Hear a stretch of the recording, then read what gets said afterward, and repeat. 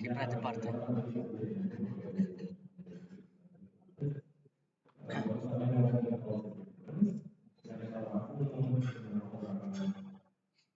Așa că rugăm aici, după ce terminăm, o să vedem și microfonul cum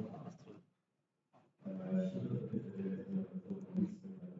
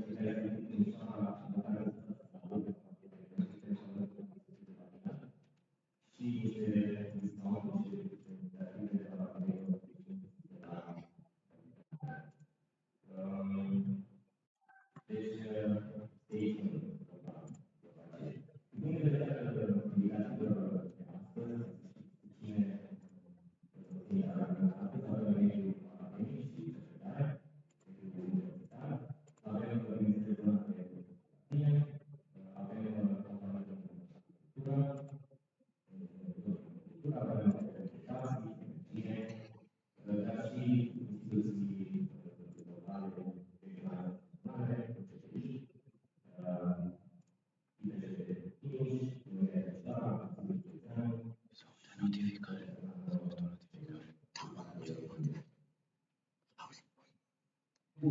Poți să intri pe stream să zici cum se aude microfonul, ar trebui să aud ok.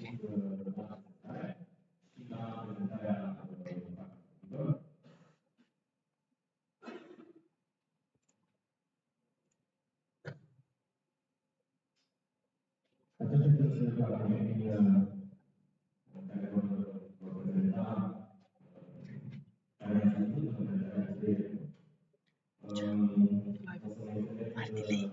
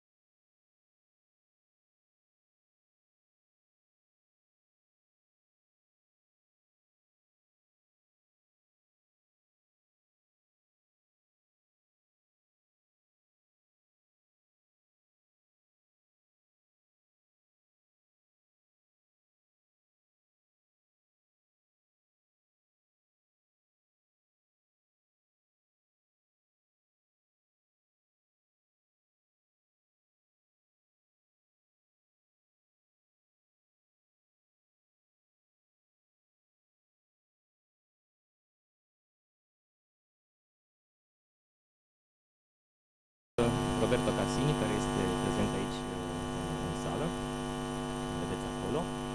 Business Development Manager și Regional Sales Manager al Yellowscan, produsele Yellowscan pe care le reprezentăm în România în exclusivitate. Apropo, avem exclusivitate pe produsele respective, deci aici puteți să le testați, să le vedeți, să le atingeți, cum spunea unul dintre invitați, ca să vă convingeți de valoarea adăugată pe care o aduc. Nu în ultimul rând, vreau să mulțumesc partenerilor care ne-au oferit suportul pentru conectivitate și o bună desfășurare a evenimentului. Vodafone prezent în spate și suntem flancați de Vodafone și de Nokia.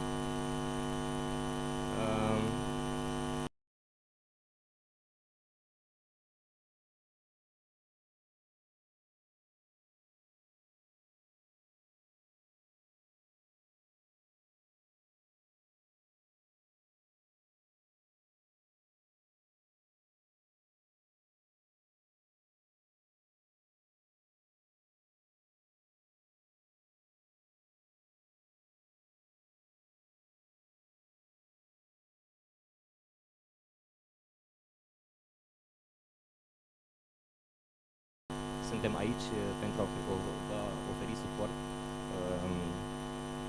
cu fiecare prilej. Sper că n-am uitat nimic.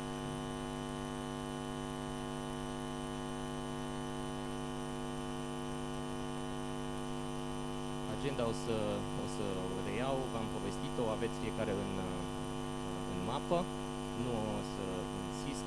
Fiecare speaker are un interval de 15 minute pentru prezentare și 5 minute pentru întrebări și răspunsuri. Încercăm să ne ținem de program. Pentru cei care sunteți fumători, o să fie un pic cam strâns astăzi, dar când ieșim afară, vă promit că aveți 3 ore la dispoziție. Bun, încă un lucru ce ține de organizare și o să-l reiau și la finalul evenimentului, pentru că cu amabilitatea și efortul partenerilor noștri pentru cei prezenți offline, fizic, aici în baza listelor de participare. Fiecare dintre parteneri oferă reduceri semnificative la achiziționarea de produse. Le vedeți pe ecran, cu anumită valabilitate. O să intrăm în detalii dacă doriți ulterior. Revenim și la finalul zilei. Discounturile, codul de discount o să le primiți pe mail, astfel încât să fie valabil și discountul să aibă o trasabilitate. Pentru cei din online, din păcate nu putem acorda aceste discounturi pentru că încurajăm să vină la evenimente fizice atât cât mai reușit. Ce o să primească cei din online? O să primească seturi de date cu ceea ce o să facem astăzi, astfel încât să poată juca cu ele ulterior. Ok. Un scurt istoric, ca să înțelegeți de ce vedeți la Orizont și Skyline Drones, și să nu fie o confuzie, și pentru noi a fost o perioadă de confuzie, dar ne-am lămurit de ceva timp.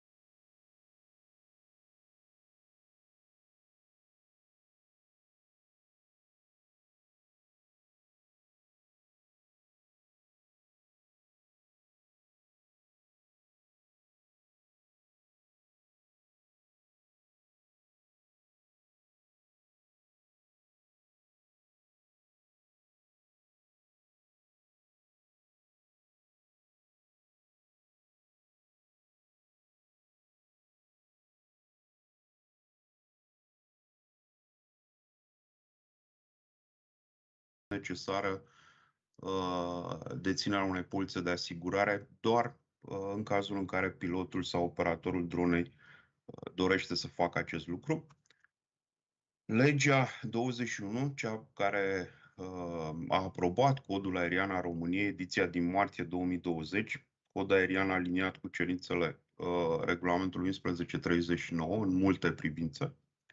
Hotărârea Guvernului 859, cea care înlocuiește fosta hotărâre de Guvern 912 din 2010, o hotărâre care a creat destul de multe probleme atât în industria dronelor cât și a altor industria aeronautică cu aeronave cu pilot la bord.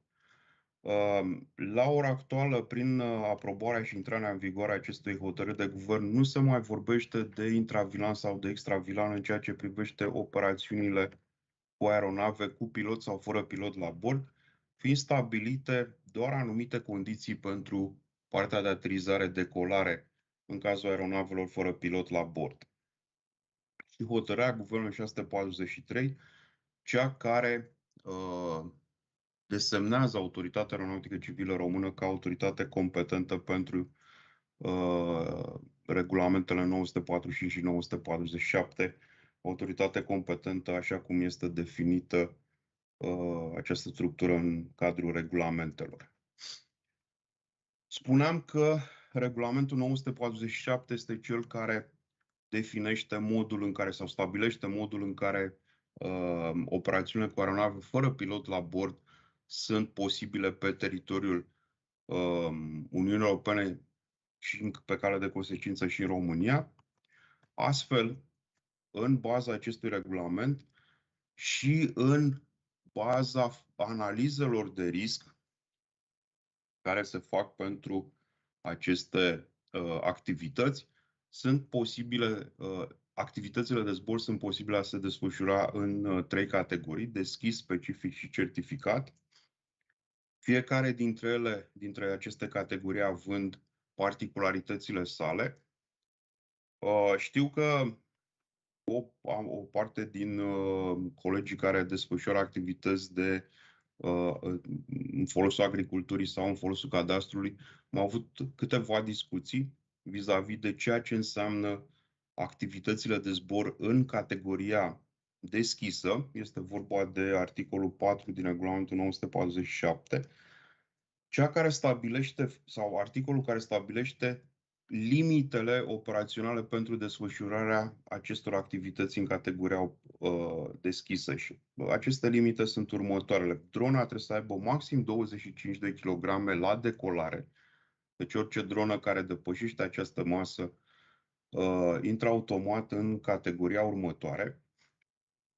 Zborurile trebuie să se desfășoare la o înălțime de maxim 120 de metri față de suprafața solului în care se desfășoară activitățile. Trebuie să se desfășoare în rază vizuală a celui care operează drona și nu trebuie să survoleze zonele dens populate. Vorbim de mulțimi de oameni sau mașini aflate pe o șosea sau ansambluri de locuințe sau orașe, dacă vreți, în cazul colegilor care efectuează activități de topografie. De asemenea, foarte important pentru partea de agricultură, deci vorbim de drone probabil mai mici de 25 de kg, deși nu cred că în agricultură o dronă cu o greutate mai mică de 25 de kg poate fi utilizată în mod eficient, dar în condițiile în care există aceste drone, ele din start nu vor putea fi utilizate în această categorie open, datorită faptului că transportă materiale periculoase sau lansează anumite materiale sau substanțe în timpul zborului. Ok? În momentul de față, toate dronele care se comercializează pe teritoriul României și pe teritoriul Uniunii Europene nu au acele marcaje de clasă, așa cum sunt specificate în regulamentul 945. drept pentru care, la ora actuală, tot ce înseamnă activități de zbor se desfășoară în conformitate cu cerințele din acest tabel și avem aici, vedem pentru categoria A1, A3, de exemplu, drone care sunt sub 25 de kilograme sau sub 500 de grame, care pot să desfășoare activități în categoria Open în condițiile în care dețin acel cod de operator OAS, iar pilotul respectiv, cel care pilotează drona, deține acest certificat de competență A1, A3. Și de asemenea sunt menționate faptul că aceste drone nu zboară deasupra mulțimilor și cele de sub 25 de kg din categoria A3 desfășoară activități în afara zonelor urbane. Cum se obține acest certificat A1-A3? Foarte simplu, prin baza unui examen online care se dă la autoritatea competentă sau se susține la autoritatea competentă. De obicei este online în toate statele membre. Este o diferență la ora actuală între statele membre în ceea ce înseamnă obținerea certificatului A2, care la noi în România, de exemplu, se obține online, în alte state europene se obține în baza unui examen care se dă într-o sală de examene sub supraveghere. Iarăși, ca să clarificăm anumite întrebări care au apărut în piață, dronele care sunt cu o greutate maximă la decolare sub 250 de grame, dar sunt echipate cu senzori care pot capta date cu caracter personal, și aici vorbim inclusiv de camere video, trebuie să fie inscripționate cu acel cod unic de operator OAS și, într-adevăr, există o excepție de la prevederile regulamentului. Pilotul care pilotează aceste drone sub 250 de grame nu are nevoie de certificatele de competență A1, A3 sau A2. În momentul în care vom vorbi de drone cu acele marcaje de clasă C0, C1, C2, C5, C6, lucrurile vor sta în această formă. Ele se vor reface acele clase A1, A3, acele categorii A1, A3 și A2. Aveți menționat aici.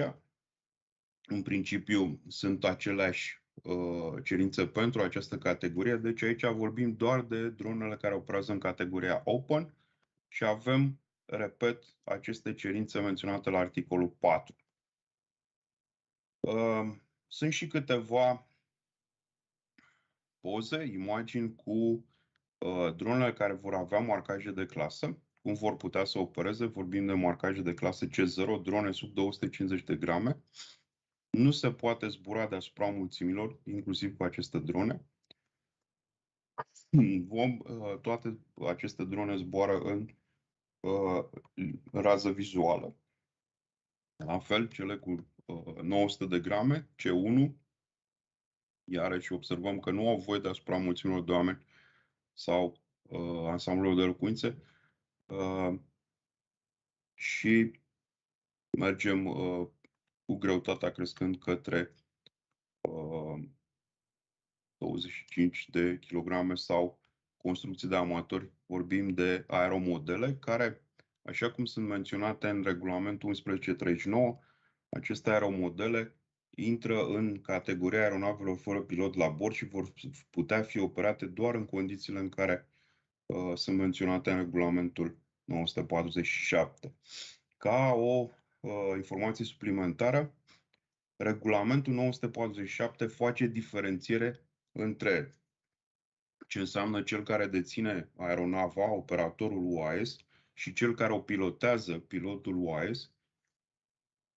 Asta însemnând că aeronava poate fi deținută de o persoană fizică sau juridică, care are obligația de a o inscripționa cu codul unic de operator OAS pe care îl obține de pe aplicația online a autorității. Cel care o pilotează fiind o altă persoană sau aceeași persoană, dar aceasta având obligația, conform tabelului respectiv, să dețină certificatele de competență A1, A3 sau A2.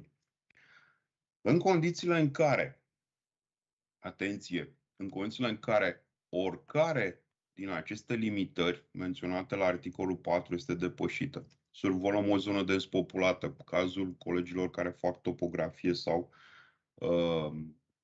alte măsurători cadastrale.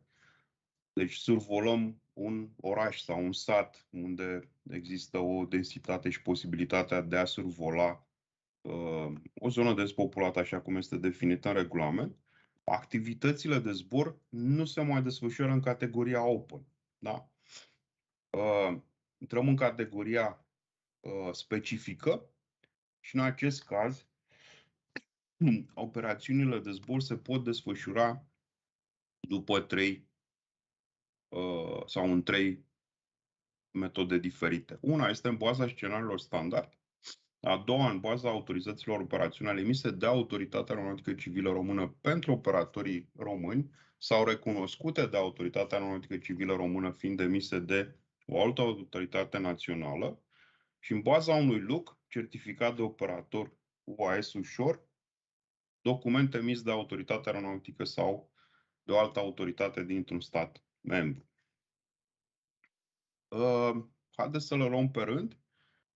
Pentru a putea desfășura activitățile în prima categorie sau în prima posibilitate, scenariile standard, aceste scenarii standard sunt elaborate și publicate de EASA la nivelul Uniunii Europene și ele vor fi în legătură cu acele drone marcate cu acele clase C5, C6. Deci până la apariția acelor drone certificate C5, C6 în conformitate cu standardele emise de EASA, nu putem să desfășurăm activități în baza acestor scenarii standard.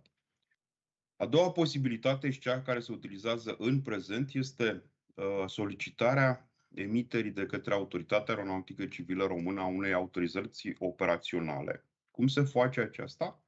Se elaborează un manual de operațiuni, manual operațional, și o evaluare de risc pentru activitățile sau pentru zona în care desfășurăm activitatea de zbor respectivă. Avem articolul 11 din regulamentul 947, cel care menționează SORA. Este Safety Oversight Risk Assessment. El este o procedură a analizei de risc pentru activitățile desfășurate cu drone propusă de EASA și folosită ca evaluare de risc sau la ora actuală în regulamentele europene există 4 scenarii predefined risk assessment care pot fi utilizate de către un operator de drone în condițiile în care sunt respectate condițiile de acolo, cele menționate în descrierea acelui predefined risk assessment. Acest manual și valoarea de risc sau declarația că se respectă acel PDRA sunt trimise la autoritate. Autoritatea le analizează și emite autorizația operațională care poate fi pentru un tip de activități sau pentru o zonă anume. În condițiile în care operatorul UAS dovedește faptul că stăpânește procedura de analiză de risc SORA și modul în care se elaborează aceste proceduri de risc, poate solicita autorității aeronautice civile române să emită un LUC, o autorizație de operator UAS ușor, astfel încât să-și poată elabora și aproba propriile evaluări de risc pentru propriile activități. Ok? În condițiile în care, iarăși, din evaluarea de risc se constată că limitele acceptabile pentru categoria specifică sunt depășite, toate aceste activități de zbor se vor desfășura în categoria certificată și în acest caz este nevoie de o certificare de tip a dronei respective și o licențiere a piloților. EASA a menționat faptul că pentru această categorie regulamentele utilizate vor fi cele utilizate în prezent pentru aeronavele cu pilot la bord. Vorbim de certificarea de tip a dronelor, vorbim de certificarea de navigabilitate, licențierea piloților și inclusiv licențierea personalului tehnic și se vor aplica în general pentru transportul de persoane sau mărfuri periculoase cu un grad ridicat de risc. Atenție!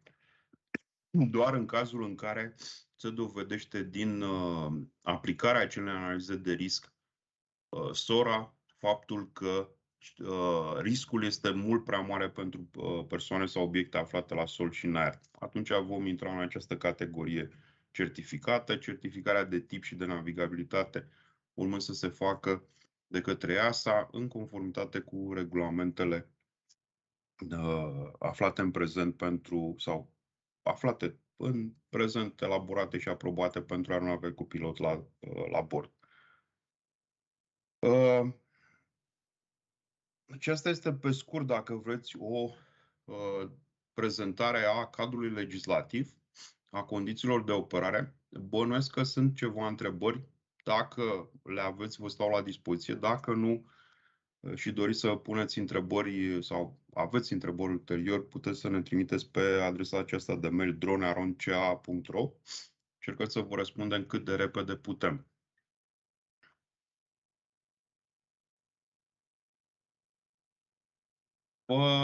Vă ascult.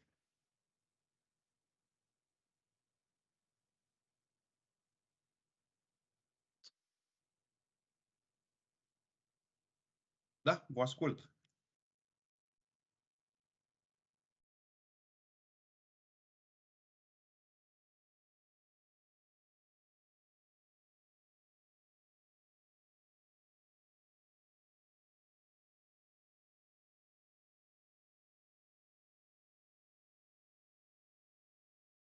M-a auzit domnul Iorga?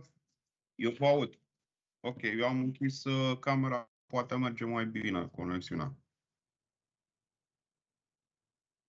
Vă ascult.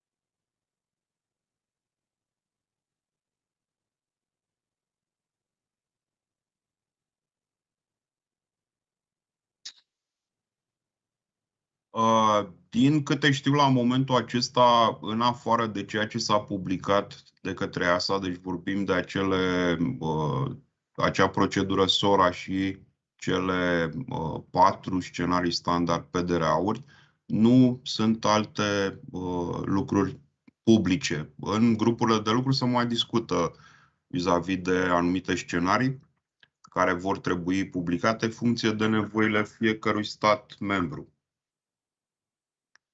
În ceea ce privește partea de drone utilizate pentru agricultură, pentru a zbura în legalitate, un operator are nevoie de acel cod de operator OAS pe care îl obține. Mă auziți?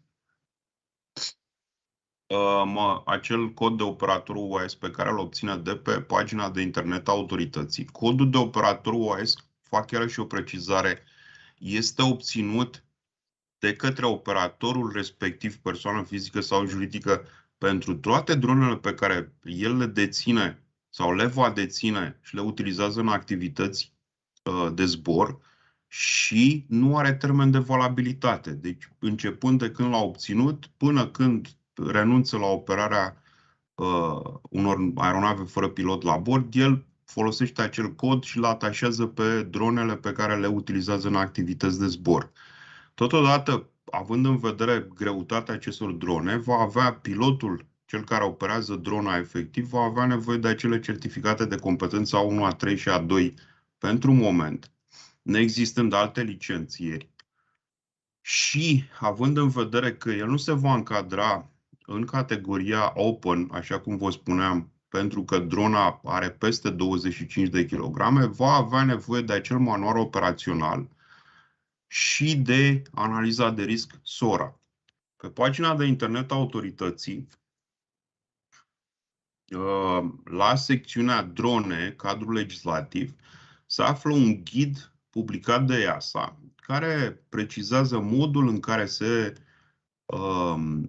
elaborează acele analize de risc SORA, precum și conținutul manualului operațional pe capitole care trebuie dezvoltate de fiecare operator de dronă în parte, pe specificul lui. Cum se va proceda pentru analiza de risc SORA în condițiile în care operatorul respectiv nu se poate încadra într-un PDRA și să-l declare ca fiind analiza lui de risc?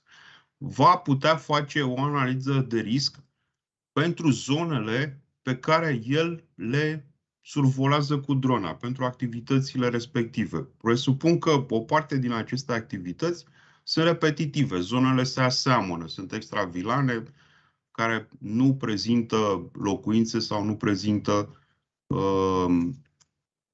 alte forme de viață umană, de persoane neimplicate.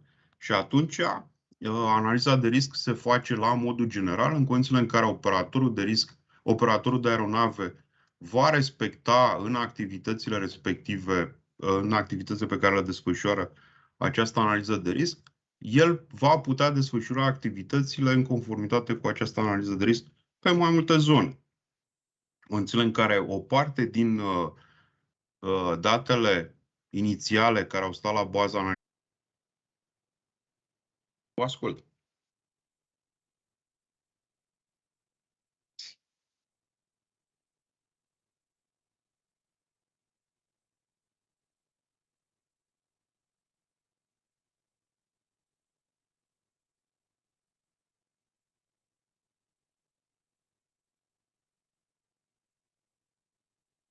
În oraș, iarăși fiind vorba de zone despopulate, va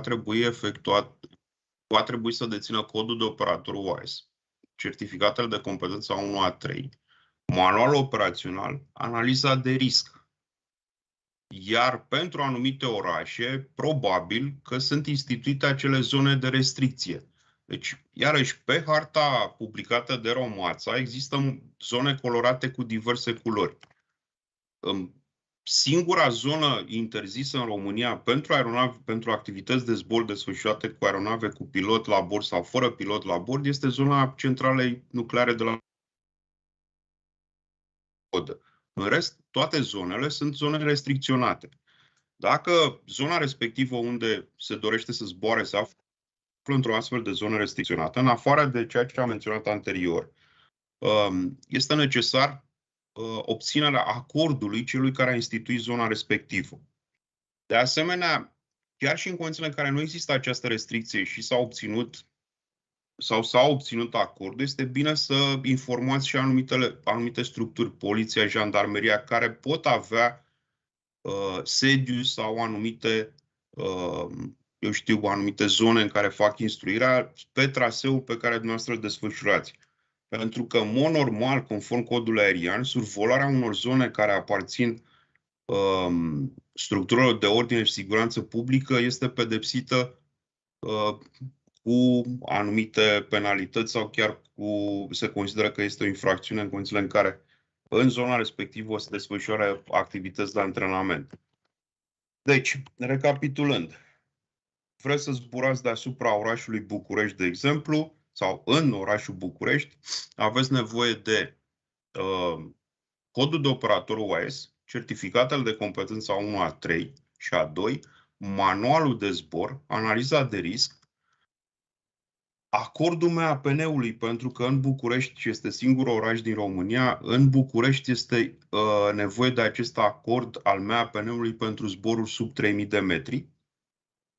Da? Și funcție de zona în care zburați, având în vedere, de exemplu, faptul că la Băneasa este sau în zona de nord este poziționat aeroportul Băneasa, probabil că o parte din aceste activități de zbor se vor interfera cu zona tehnică a aeroportului Băneasa și atunci aveți nevoie și de acordul organului de trafic local pentru a desfășura aceste activități de zbor. Modul în care se obține acordul organului de trafic în toate zonele, inclusiv în București, în toate zonele în care sunt definite CTR-uri, este de asemenea pe pagina de internet a autorității sau pe pagina de internet a Romației menționat.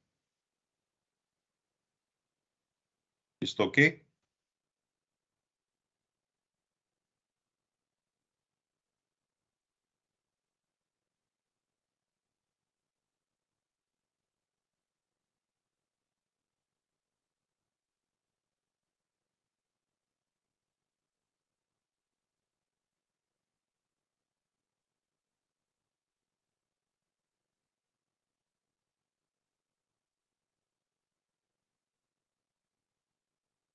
Stați 2 secunde.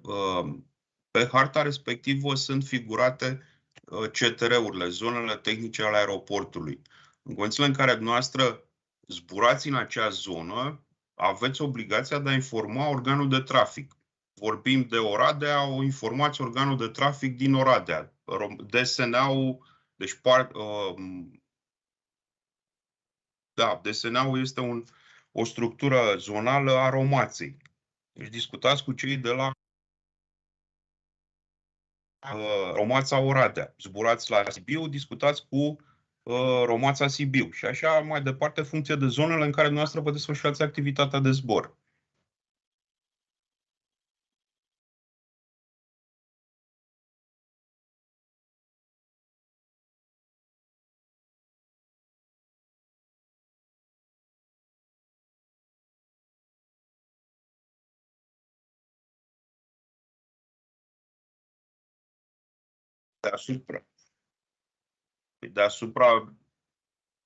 Deasupra lacului respectiv este instituită o zonă de restricție sau se află o zonă de CTR a vreunui aeroport?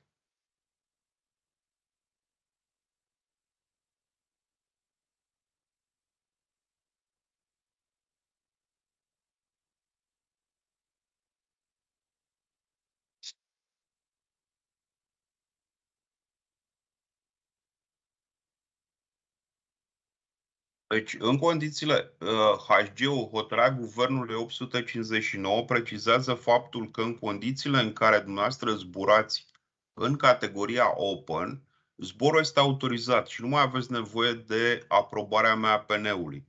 În condițiile în care zburați, în schimb, în specific, va trebui să solicitați aprobarea MAPN-ului așa cum se solicita până acum.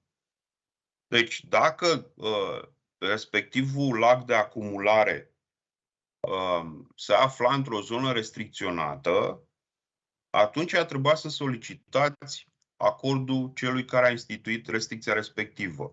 Dacă, în schimb, sunt câteva aerodromuri din acestea terenuri de aviație autorizate, cum sunt acum, da, probabil că ar fi bine să vă coordonați și cu ei în sensul de a nu vă trezi cu vreun ULM sau smurt sau altceva în zona în care dumneavoastră zburați. Pentru că cerința este că atunci când desfășurați astfel de activități și vedeți că o aeronavă cu pilot la bord se apropie de zona noastră de zbor, să coborâți de urgență drona dând credit sau permițând desfășurarea activităților pentru aeronavele cu pilot la bord. Prioritar. Da? Deci, doar în aceste cazuri, dacă eu știu să află un aerodrom în zona respectivă, dacă vă desfășurați activitatea în open, nu este nevoie de această aprobare. Dar, mă rog, pentru a crește siguranța activităților de sport, da, există și posibilitatea să vă coordonați.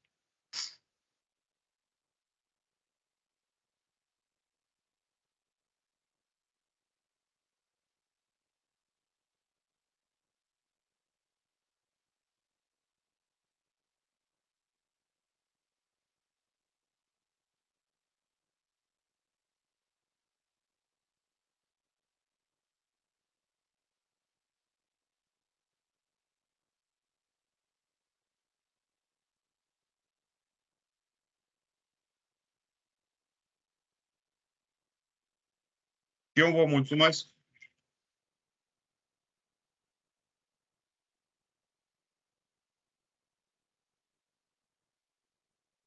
Ok, mulțumesc mult.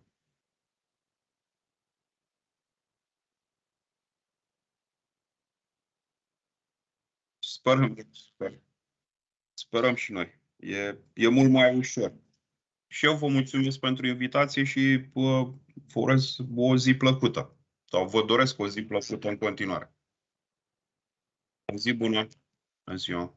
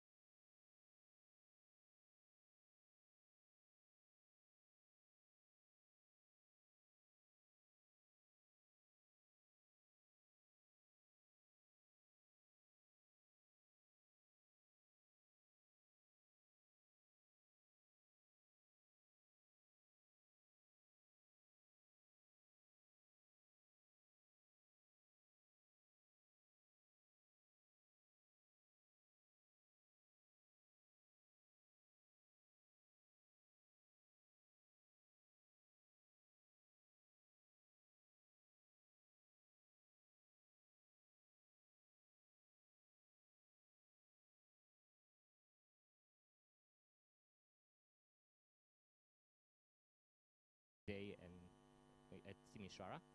Sorry for this this delay, but with online things, always there are small adjustments that we need to do.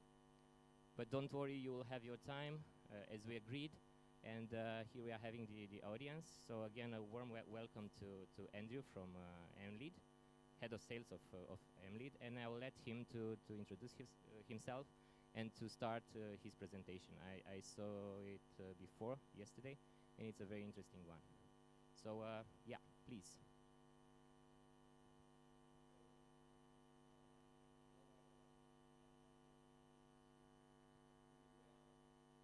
Yes, all good now.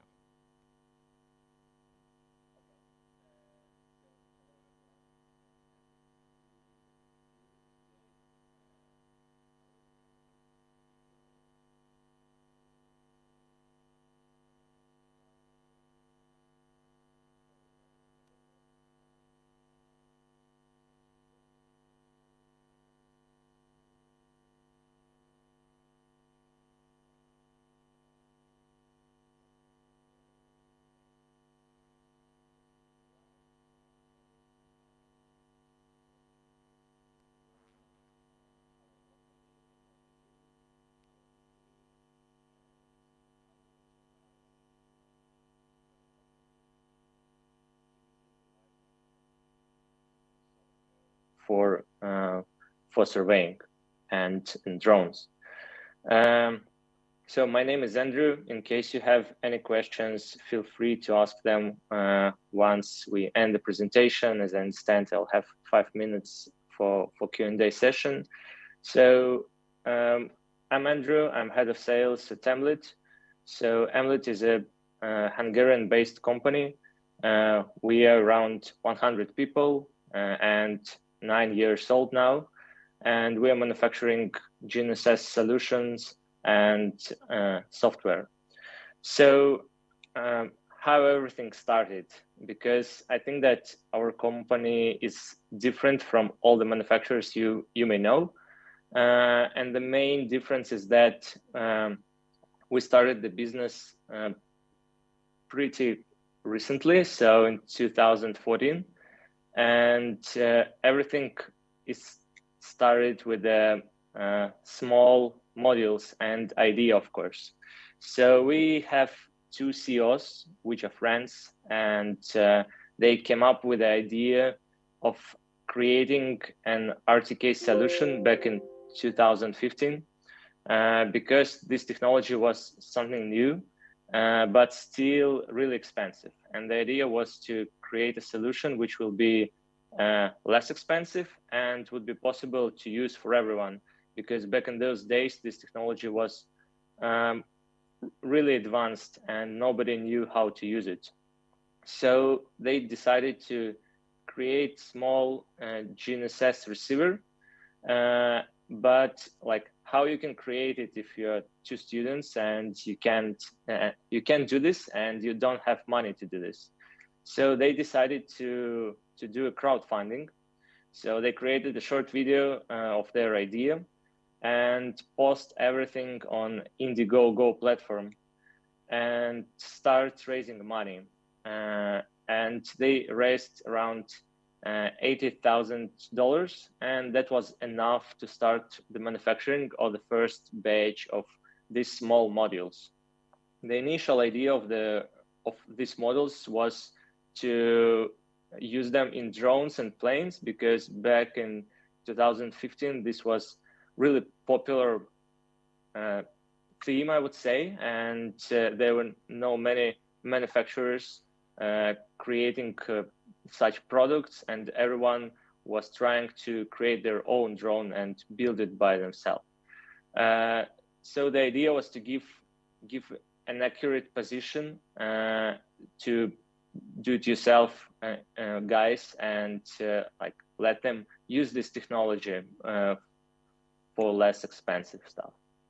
So this is the first batch which we ever manufactured and sent to our donators, and this is how it started. So people get their first RTK receivers and start using it in different ways. So some of them placed it on the drones and planes, start doing mapping, but some of them start using these receivers for more surveying stuff. So they start putting the receivers in lunch boxes, attaching different antennas, power banks, and put it on poles and start doing real surveying stuff.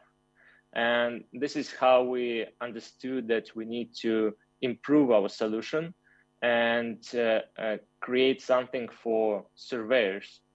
And this is how we came up with the first device, which is like built in with battery inside, with antenna inside, all the electronics is inside. And this is Reach RS, which we still have in more advanced version, but the form factor is the same. And it was something really fresh. And for $7.99 USD, it was something that people were not expecting. And with this new device, we came to the Intergeo, which I think most of you should know.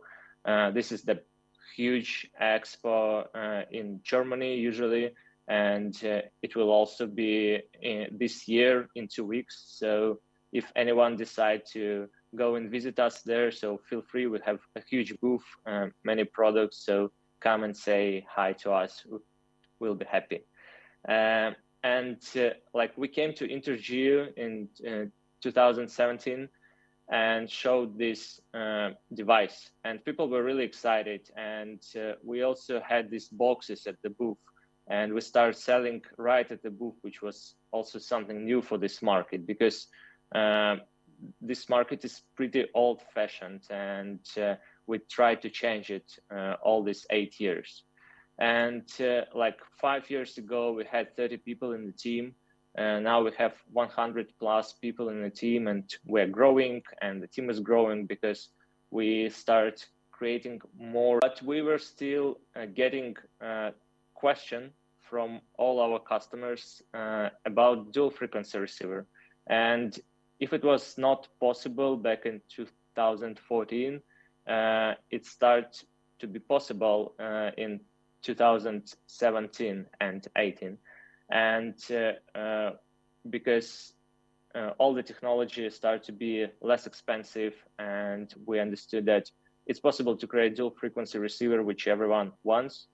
And called our dealers to come and spend time with us, to support us and spend time with the customers. So we have a really, really great family, I would say, from all over the world.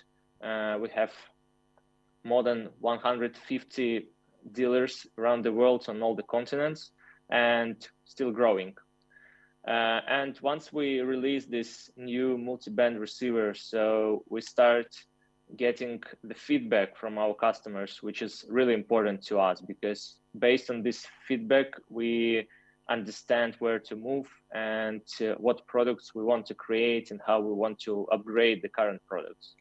So all this feedback from different fields is really useful for us, and people start using our devices in different conditions, for GPR, for surveying pure one, for bathymetry, in different harm conditions, for mining.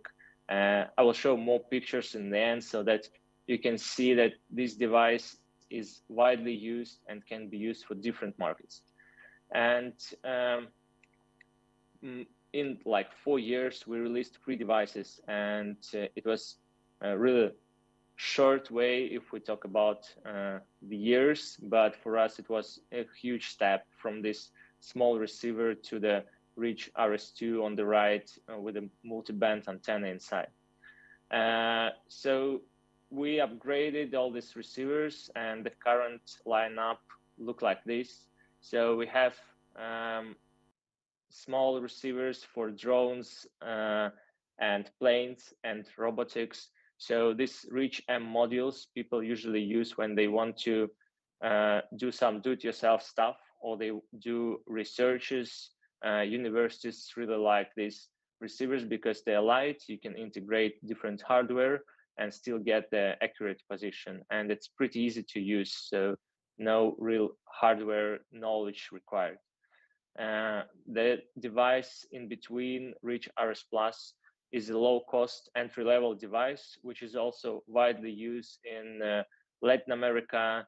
It's widely used by universities because this is something that you are not afraid to give to the students, and you'll be sure that they will understand the subject and they could use it for their projects in different conditions as well. And on the right, this is like the newest version of RS2, RS2 Plus.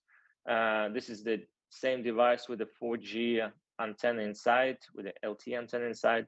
And this will give you an accurate position and you can use it how you want. So it's just a surveying tool and a tool that could be integrated, used as a base station or used on different machinery for machinery guidance. So it really depends on your subject and your project and what you want to achieve. So we always open to help and always ready to provide more information and our knowledge about your potential project and how you want to integrate these devices. And a month ago, we came up with a new device, and this is Reach RX. So Reach RX is it's a pocket-sized and lightweight device. It's created for the RTK networks and only can used with the RTK networks and trip networks. And it's a multi-band, of course. It has the centimeter accuracy. It has Bluetooth low energy inside, which will help you to connect with the phone and get the corrections from it. It has entry, it's light, it's possible to use in harm conditions, and it has long-lasting battery. You can do whatever you want with this device, but we see the applications the following. So we believe that this is the application for surveyors that need a light and compact device for everyday work, which don't want to use base stations and handle all this heavy equipment once they're doing their stuff. And we also think that this is a really nice tool for teams who require centimeter accuracy. So for example, for construction sites where you need many workers and many devices, and it could be really expensive to give all of them devices. And for GIS stuff, it's also a good one for construction and for universities because it's really to use. There is one button and that's it.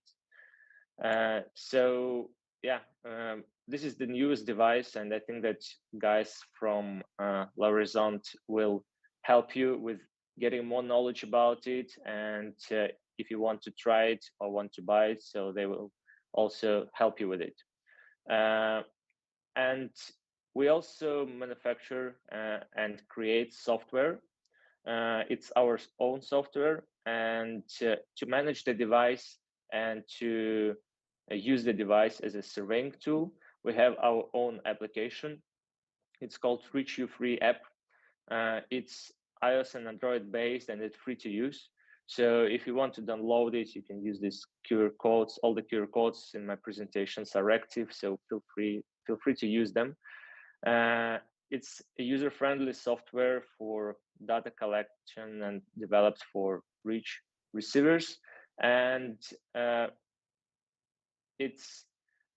it has different functions inside. But I think that if you know how surveying applications work, it will be the same, but much more user-friendly and easier to use. And it's fully integrated with our devices, so it's flawless working process once you have Reach and the application. It has point collection, stakeout, different coordinate systems, and import-export in different formats. And more functions will be released during the Intergeo this year in 2 weeks. We constantly upgrade this software. It's still free to use, and we would be happy if you download it and test it and try it and give us your feedback as well. We also have a bit more. So we have Mlet Studio, which is a PC software for GNSS data processing. It could be interesting for the audience, I suppose, because this one lets you to process your GNSS data tool as well as your photos from the drones, for example. We're have quite good integration with the DJI drones, so it's possible to post-process all the photos you get from a mission, and we have some more functions inside. So we have static processing inside, and also you can convert everything in different formats. We have drone data processing, which will let you to geotag photos as well. So once you're done with your route, you can upload folder there and connect everything. We also have kinematic processing for GNSS, and we have stop and go function for reach you free. So I think that all these tools are familiar for surveyors and for drone pilots. So hope that you'll be able to use it, and also it's free to use and could be used not only for the Mlet logs or Mlet data, so you can use it for everything you want. So if you have any other receiver of any other manufacturer, you still can use our software, just because we released it like this and we're not going to change it. And one more thing which could be interesting is Mlet Caster. Mlet Caster help you to pass corrections between your RTK GNSS receiver over the internet. In fact, it's like Rompos network. I don't know if I pronounce it right, but it's like a local N-trip network in Romania. For example, on the construction side, or if you have a field and do agriculture. So some people don't want to pay for the subscription and they want to manage their own network. So in that case, you can place a base station made of any device. It doesn't require an Mlet receiver, and you can pass corrections through our service to any receiver in the end. So it shouldn't be reach receiver as well. So you can use any GNSS receivers which could receive RTK corrections. So now, as I checked, like you need to pay 1,000 lei per year for the subscription. But if you have, I don't know, like 5 bases and 10 rovers, something like this, you still can use for free our Caster and create your own network if you work at the same place for a long time, for example. So regarding products, that's it for now.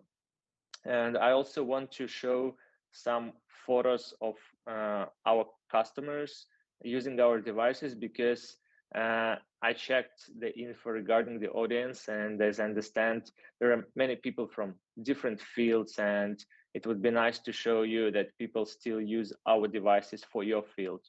So these are some projects for bathymetry, and our devices is ruggedized and working okay in different temperature conditions, and even like if the water is around, so you don't need to be afraid of it.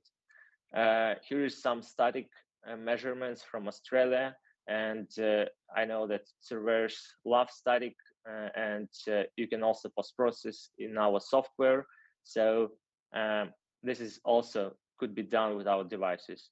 Here are some projects from far north, people using our devices for static as well, and for measurements on the glaciers. So these are the projects of universities, and we get really good feedback from people using these devices in harm conditions. And this is a project for mining and construction. So people use our devices in these conditions as well. So they measure, cut fill, do different stuff which you usually do in a mining. and always happy. So these devices could do this work as well.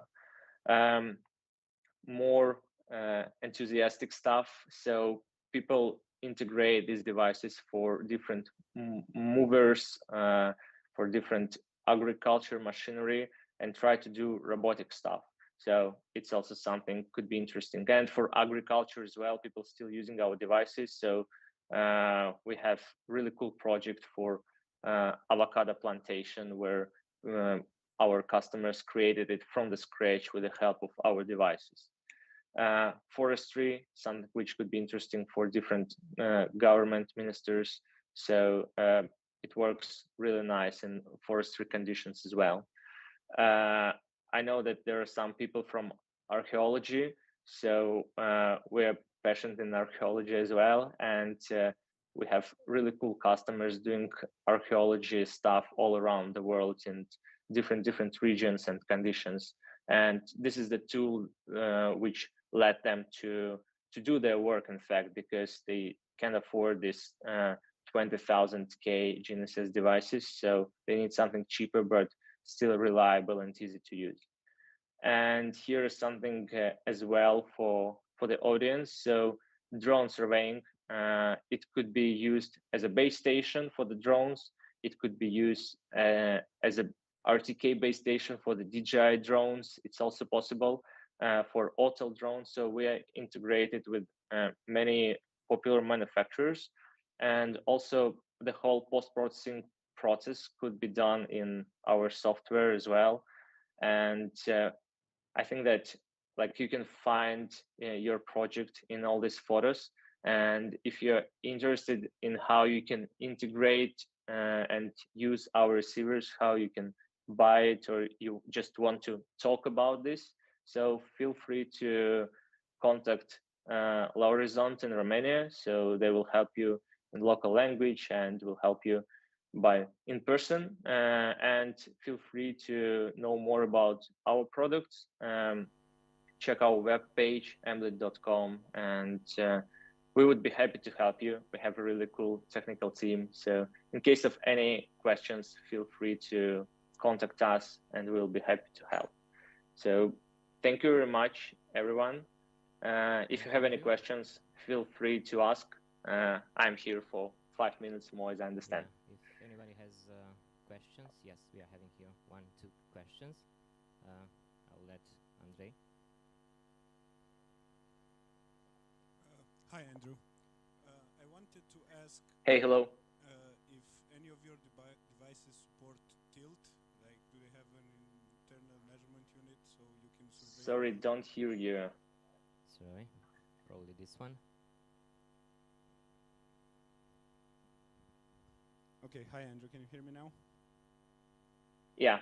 Okay, so I was wondering, firstly, if any of your devices support tilt. So can I survey with them while the pole is tilted? The connection is bad, so I only can hear part of the questions. So Andrew, do you hear us?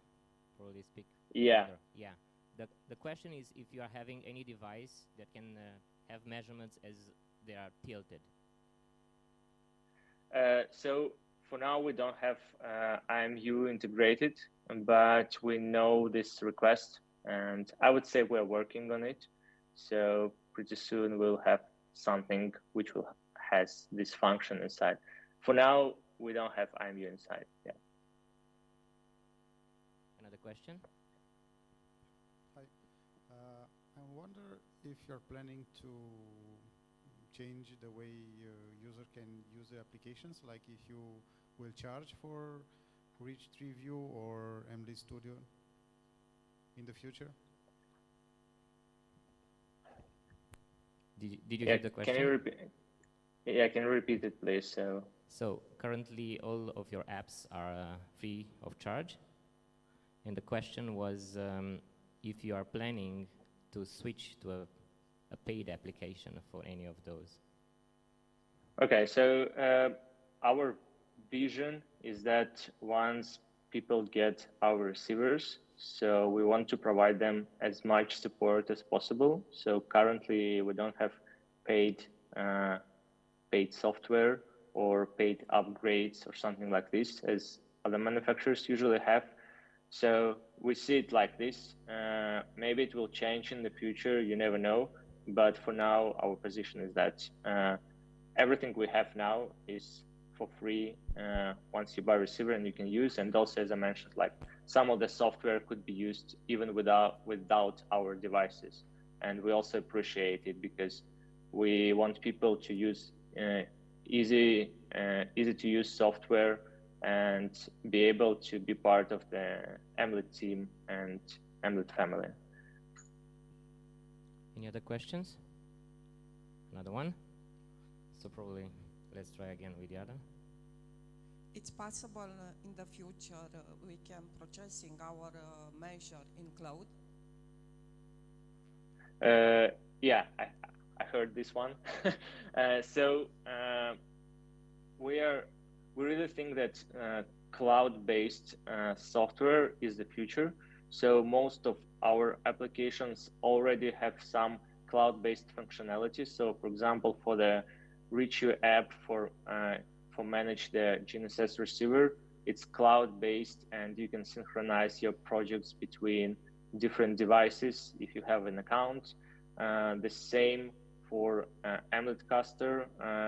It's a cloud-based thing. So we are working on more cloud-based features, and you can expect that in the future most of the stuff will be cloud-based. But still, when people work in different conditions, especially doing surveying, they still want to have something which is not connected to the cloud, and they will be sure that everything will be in a device and they don't need internet connection. So we try to keep this balance, but yeah, we already have cloud-based features and we'll have more in the future, and processing as well.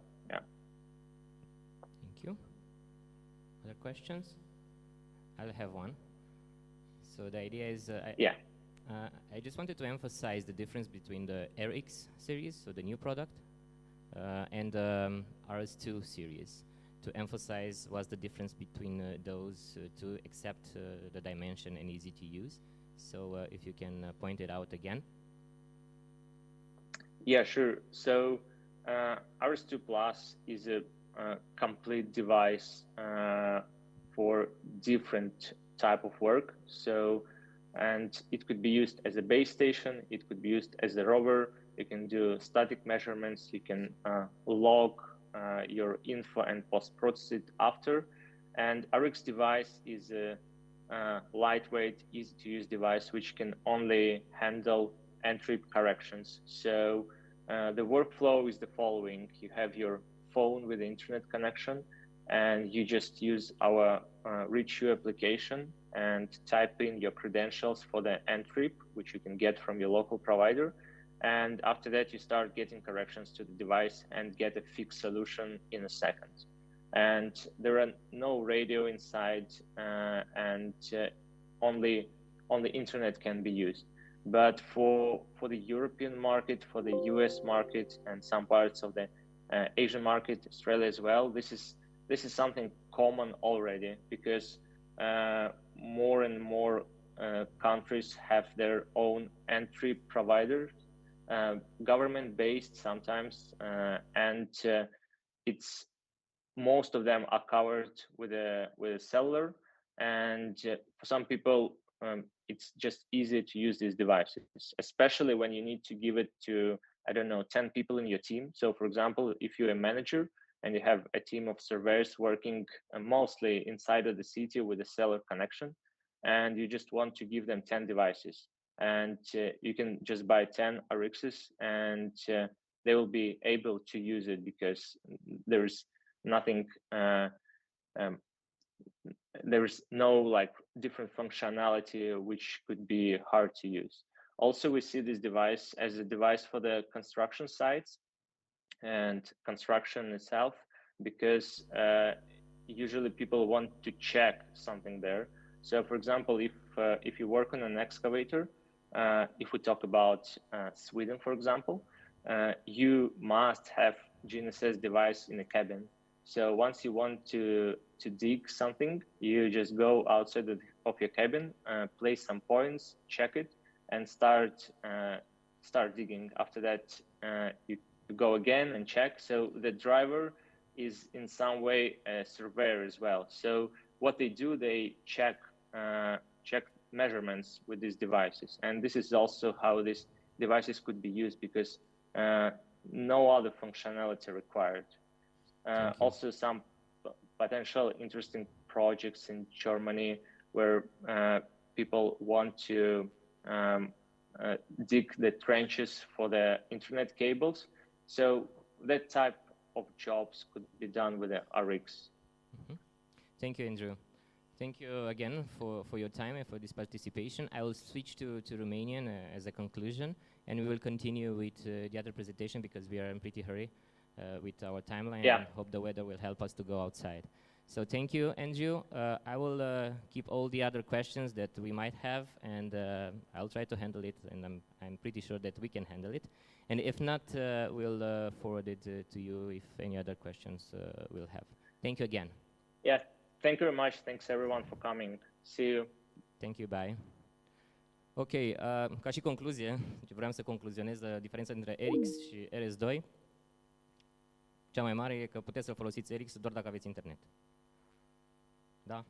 Și este folosit ca și rover, nu poate fi convertit ca și bază.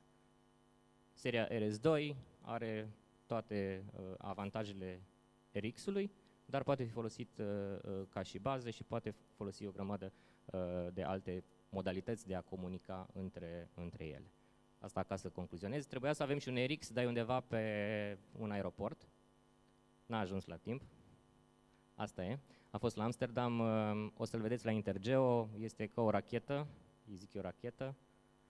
Sunt mai multe asemuiri. Dar o să le vedeți la Intergeo și o să avem și noi unul în vreo lună, pentru că de-abia acum o lună s-a lansat. Ok, o să trecem mai departe. Log asistența tehnică să pornească cealaltă prezentare de la Quantum Systems. O să încep un pic în română, după care o să trec pe engleză, că o să facem un mix între prezentarea Quantum Systems și Yellowscan atunci când vom prezenta Cube-ul, pentru că are legătură.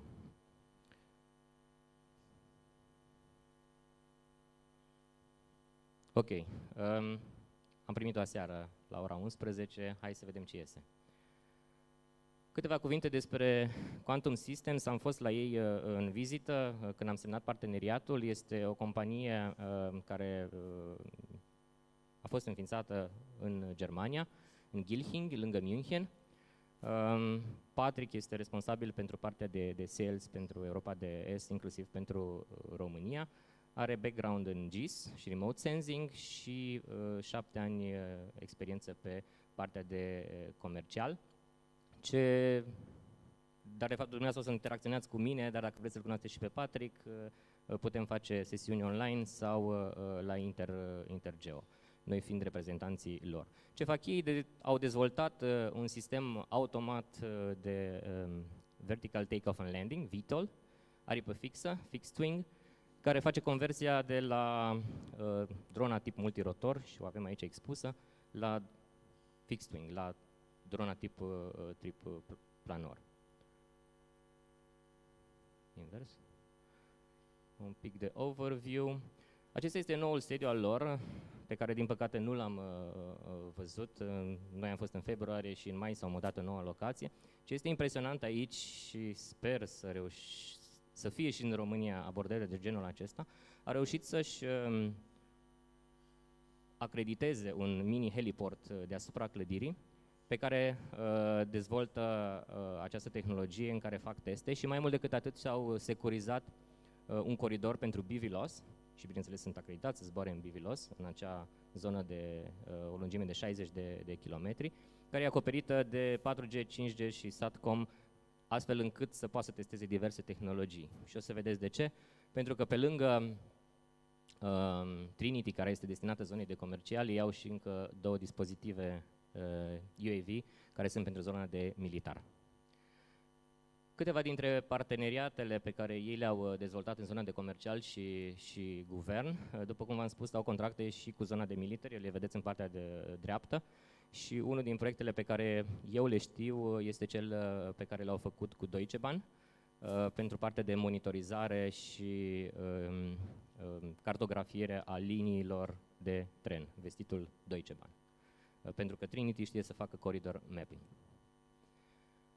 Astea sunt, contrastul e un pic diferit, acestea este rețeaua de dealer din întreaga lume, bineînțeles și cu România, fiind noi aici de față, pentru suport comercial și tehnic. Echipa de conducere și de fondatori, am reușit să-l cunosc doar pe Florian, pe primul dintre ei, dar după cum vedeți, background-ul lor e de cercetare și de military. Cel puțin 3 dintre ei au background de military sau piloți în armată. Nu o să insist că prea multe nu știu să vă spun. Ok, iată cele două direcții pe care Quantum Systems le abordează, zona de commercial, cu acest Trinity F90 Plus, și zona de military, cu două aeronave, pot să le spun. Este Vector, care este similar cu Trinity, are același sistem de eVTOL fixed wing, care poate să stea foarte mult timp în aer și să facă misiuni de supraveghere. Principiul este același, sistemul este patentat de poziționarea a rotoarelor și tranziția de la orizontal la vertical și viceversa, funcție de aterizare și de decolare, și sunt echipate, bineînțeles, cu alți senzori care sunt pe zona de militar. Noi pe comercial fiind limitați, și asta o știți pe partea de termoviziune, în care maximul ce ne este permis pe comercial este de 640 pe 512. Acesta este Scorpion, este un tricopter, are o versatilitate multiplă, poate să-și modifice poziția rotoarelor în 3 feluri, dacă nu mă înșel, și este ușor de transportat, cărat și folosit în misiuni de supraveghere, militarii purtându-l în spate. Bineînțeles, fiind mai mic, altă capacitate, altă utilizare, nu este la fel de, nu are o utilizare la fel de un timp de zbor la fel de lung ca și Vectorul. Ok, trecem la ce ne interesează pe noi. La acest Trinity F90 Plus, și aici avem câteva dintre lucrurile care le diferențiază, multe dintre ele le-am și menționat, faptul că are un payload interschimbabil și vine ca și bundle, nu trebuie să șurubăriți nimic, luați cutia, faceți un click, l-ați pus și that's it. Are senzori RGB, deci în spectru vizual, high resolution RGB, pentru că aici ne referim de ultimul payload pe care ei l-au scos, acea cameră oblică, care are, dacă nu mă înșel, 130 de megapixeli, una nadir, 4 oblice de 30, pe acolo iese, 130 de megapixele. Un alt lucru unic pentru un fixed wing este că are dual payload, multispectral și RGB, are termal cu Altum P și state of the art LiDAR-ul de la Yellowscan, Cube 240. Aici aveți o comparație cu concurența din piață. Cred că, nu știu câți dintre dumneavoastră cunoașteți Wingtra, este acel fixed wing portocaliu. Oarecum cu aterizare decolare verticală, dar sistemul total diferit și foarte, foarte sensibil la vânt.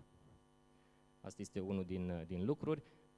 În altă ordine de idei, Wingtra nu poate căra decât senzori mult mai ușori, îi rămâne la RGB și multispectral, nu poate căra LiDAR și, nu în ultimul rând, este timpul de zbor. Dacă Trinity are 90 de minute timp de zbor cu cameră RGB,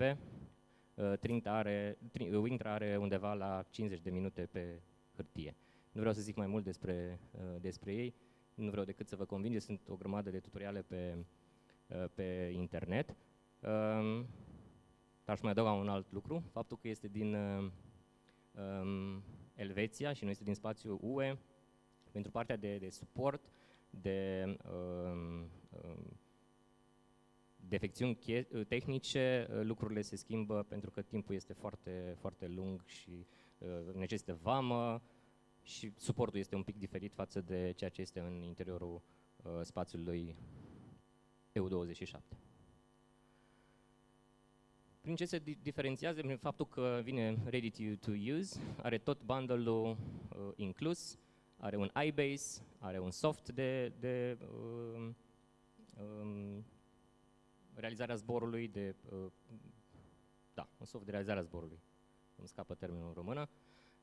Are o tehnologie patentată de trecere, după cum v-am spus, de la vertical take-off and landing, aceste două rotoare din față, da? În momentul în care aterizează, decolează, împreună și cu cel din spate, se poziționează în vertical, decolează ca o dronă clasică, ca și M300-le pe care le vedeți în spate, iar în momentul în care începe perioada de tranziție, acestea două din față de pe aripi revin la poziția orizontală și funcționează doar motorul din spate, funcționând ca un planor. Această tehnologie este patentată de către ei și vine ready to use, ca să spun așa. Nu o să insist aici, o să aveți prezentarea. Câteva dintre lucrurile tehnice, bineînțeles rămânem sub acele 25 de kilograme pe care domnul Dogaru le menționa ca fiind o limită pentru zona de specific. Timpul maxim de zbor cu RGB este 90 de minute și vă putem spune că au fost situații în care am zburat mai mult de 90 de minute cu o cameră RGB în condiții fără vânt. Și chiar cu vânt funcționează 90 de minute clar. În altă ordine de idei, un alt lucru inside, putem face 1000 de hectare pe zi cu 1,9 cm GSD. Pentru un ortofotoplan cu 1,9 cm GSD, cu camera RGB. Maxim altitude nu ne interesează 4500 de metri, că trebuie să zburăm la 120 sau maxim 150. Viteza de zbor este de 17 metri pe secundă, vreo 30 și ceva de kilometri la oră, dacă nu mă înșel. Și un payload maxim de 700 de grame la care se adaugă cutia suport. Payload-ul maxim ar fi undeva de 900 de grame altogether, o să vedeți după, pentru că cube-ul este în jurul acelor valori. Viteza maximă a vântului în timpul operării este de 12 metri pe secundă, arhi suficient pentru un asemenea zbor. Nu știu dacă avem acum o filmare să vedeți cum face drona în momentul în care bate vântul în aer și rezistă fără probleme. În condițiile în care depășește acești 12 metri pe secundă, automat este programată să revină la locul de decolare și respectiv aterizare. Așa arată bundle-ul cu care ea vine. Avem acolo 3 cutii ale Trinity-ului. De fapt, ea vine cu o singură baterie, un încărcător, tot ce vedeți aici, dar are loc pentru 3 baterii în case. Inclusiv iBase-ul este în colțul din stânga sus și în stânga jos și în dreapta jos aveți modemul. Iată câteva din value and unique propositions pe care Quantum Systems le deține. După cum spuneam, este singurul fixed wing cu LiDAR. Tot pachetul vine cu PPK inclus și iBase inclus. Nu mai trebuie să cumpărați sau să plătiți alte softuri suplimentare pentru partea de PPK sau alte base station-uri. În altă ordine de idei funcționează și cu MLID-ul testat. Dacă cumva l-ați uitat acasă, nu funcționează, funcționează foarte bine și cu MLID-ul, ca să înregistreze logurile pentru partea de PPK. Fabricat în Europa, mai exact în Germania. Vine inclus cu ADS-B in, cu fiecare dronă. Asta ce înseamnă? Că vedeți pe ecran, de aveți acel modem, orice UAV sau ULM care are incorporat un sistem de genul acesta, doar că out, care se apropie și intră în zona noastră în care noi zburăm. Elicopterele smurd, elicopterele mici, ușoare, avioanele de tipul LM, care sunt obligate să aibă acest ADS-B out, vor fi detectate și le veți vedea în timp real pe calculator. Avem și un sistem de iluminat anti-collision pentru zborul noaptea, doar că nu este legal să zburăm noaptea. Îl vedeți acolo, colegul meu aprinde beculețele. Începând cu Q4 o să fie EASA compliant, adică o să aibă acea certificare C4, dacă nu mă înșel, C3, C4 este Trinity-ul. Și, bineînțeles, suport în limba română, în România, în Timișoara. Din partea noastră, ca și distribuitori ai Quantum Systems. Următorul slide. Un mic overview a operațiunilor, a pașilor pe care trebuie să-i urmăm în momentul în care realizăm o asemenea misiune. Din fericire, asta completează episodul 2, care trebuia să fie după, așa că îl schipuim pe acela pe care l-am prezentat noi și o să insist un pic aici asupra lui. Primul pas este stabilirea misiunii. Primul pas, care era în prezentarea mea, este să definim scopul proiectului, să știm ce vrem să facem, să știm GSD-ul, să știm care ne sunt output-urile, să știm zona de interes și să obținem avizele necesare. Ăsta era al doilea pas, care nu apare aici, dar asta vi-l spun din experiență și pentru a respecta toți parametrii, astfel încât să avem o misiune sigură din toate punctele de vedere. După care deschidem acest Cubase, soft, free of charge din partea lor, inclus în pachet. Selectăm tipul aeronavei, cazul nostru Trinity F90+, și stabilim ce se întâmplă în condițiile în care pierdem semnal. Pentru că se pot întâmpla asemenea cazuri. După care stabilim zona de interes. Un alt lucru interesant este că, pe lângă faptul că putem face misiuni clasice de mapare și avem o arie de cartografiat, suportă și corridor mapping. Dacă avem linii de cale ferată, drumuri, linii de înaltă tensiune, medie, joasă și așa mai departe, putem avea misiuni de coridor. Și ea, funcție de parametrii pe care îi introducem inițial, știe să facă acest lucru și, bineînțeles, să definim noi nu neapărat un coridor, ci o zonă mai alambicată și să zboare funcție de waypoint-uri. După cum am spus, setăm GSD-ul pe care ni-l dorim și acesta este automat funcție de senzorul pe care l-am ales. Se pare că în acest pas lipsește alegerea senzorului, era tot în primul.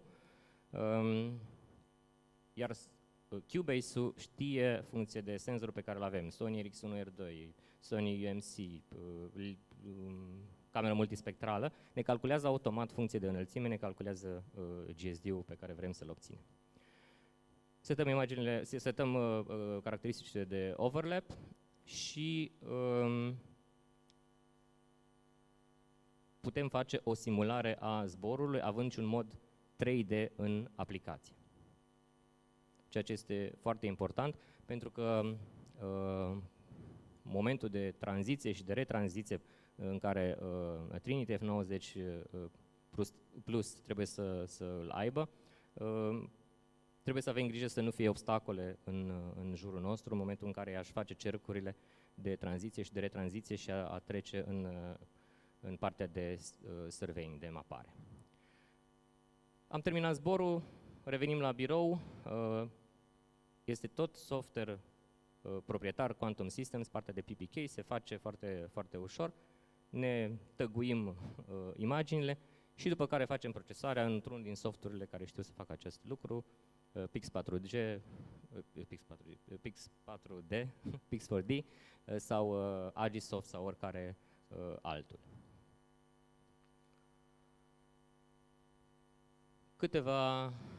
Am menționat deja aceste lucruri. Un alt lucru pe care vreau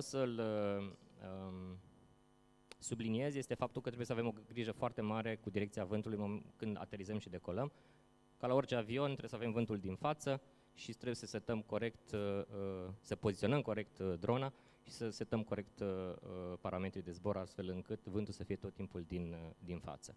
Ea are și un senzor care măsoară acest lucru și dacă o veți poziționa incorect, nu va decola, se va întoarce și va trebui repoziționat. Pentru că altfel o să vă luptați cu ea, mai ales în care conul de tranziție va fi diferit. Aici câteva lucruri ce au legătură cu terrain following. Au inclus în sistemul de Cubase un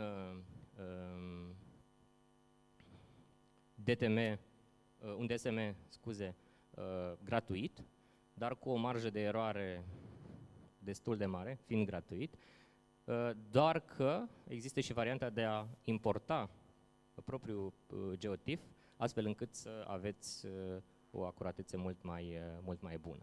Ea știe să facă terrain following, doar că trebuie să țineți minte că nu va reacționa la fel de rapid ca un multirotor, fiind un fixed wing. Da? Deci, diferențe bruște de altitudine, va trebui să găsiți o soluție de a zbura în direcția pe lateralul respectivului obstacol decât să-l ocolească foarte, foarte repede. Repet, un fixed wing. Aici un scurt overview asupra senzorilor și o comparație a acestora.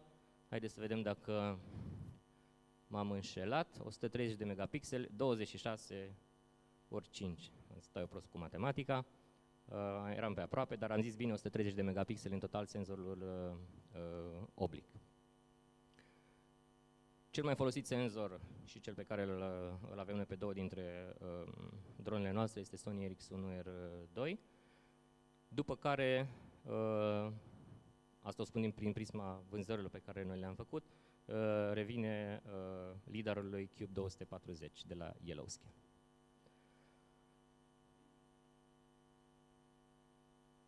Nu o să insist și să citesc de pe slide, o să vă trimit prezentarea fiind un pic în întârziere și o să intrăm peste lucrurile care aduc valoare adăugată, lucruri care nu sunt menționate aici. O să mai vorbesc în română doar până la LiDAR. Acesta este senzorul RX1R2, puteți să-i vedeți aici, sunt expuși la noi. Asta înseamnă că la o altitudine de 120 de metri, altitudinea maximă legală cu care putem zbura, obținem un GSD de 1,55 la o viteză de croazieră de 17 metri pe secundă, care este minimul cu care ea zboară. Dacă vă aduceți aminte cu ce v-am menționat, 12 metri pe secundă este viteza maximă a vântului. Acolo foarte mic se vede rezoluția senzorului, este de 42,4 megapixeli, Sony RX1R2 și este full frame. Un lucru iarăși foarte, foarte important pentru acest senzor. Un set de date le puteți downloada după ce să vă trimit versiunea online cu acel QR code și să vă jucați cu ele, să vedeți despre ce este vorba. Și mai mult decât atât, avem și noi niște lucruri interesante pe care noi le-am făcut suplimentar față de ce să primiți aici, ca să puteți să vă jucați cu aceste rezultate. Un exemplu cu o suprafață de 150 de hectare, aproape 1500 de imagini, 43 de giga și procesarea a durat sub 5 ore cu Pix4D Matic. Atenție, Pix4D Matic și Pix4D Mapper. Diferența între ele, Pix4D Matic este pentru proiecte mari și foarte mari și doar procesează imagini RGB. Pix4D Mapper este pentru proiecte normale, ca să zic așa, și poate procesa inclusiv imagini multispectrale sau termale. Asta ca o scurtă paranteză. Un exemplu al proiectului, nu știu dacă se vede foarte bine pe proiector videoproiector datorită rezoluției lui. Sony OMC este versiunea entry-level de la Sony, o cameră de 20 de megapixeli. Nu insistăm asupra ei. Această cameră oblică este interesantă pentru proiectele de 3D mapping, dacă avem fotogrametrie. După cum v-am spus, are 5 senzori, vedeți acolo, unul nadir și 4 oblici. de 26 de megapixeli fiecare, total 130 de megapixeli. Asta înseamnă că la 120 de metri avem un 1,8 cm GSD datorită mixului dintre senzorii pe care îi vedeți acolo. Timp de zbor 60 de minute, fiind o cameră mai grea decât Sony-ul și este același timp de zbor pe care îl avem la LiDAR. Mica Sense Red Edge P este camera multispectrală, o vedeți pe una din mesele noastre, este aceeași cameră, poate fi folosită cu senzorul Skyport pe M300 sau cu payload-ul de la Trinity pe Trinity. Este ultima apariție de la ei, împreună cu Altum PT. Diferența între P și PT este faptul că aceasta are și senzor termal. Și în același zbor avem RGB, multispectral și termal. La fel, același senzor PT poate să vină cu montura de la Skyport pentru dronele DJI sau cu acea cutiuță care se montează aici sub Trinity pentru Trinity F90 Plus. Și acum trecem la LiDAR. O să schimb prezentarea, o să trec în engleză ca să facem un mix între Trinity, Cube și Roberto de la Yellowscan. So Roberto, I'll switch in English because I just wanted to present the LiDAR from Yellowscan, Cube 240. And I think we should do a joint presentation from Quantum Systems and the partnership that you are having with them, and after that to switch to the Yellowscan and the products that Yellowscan are offering for all over the world and Romanian market. Could we have another mic, please?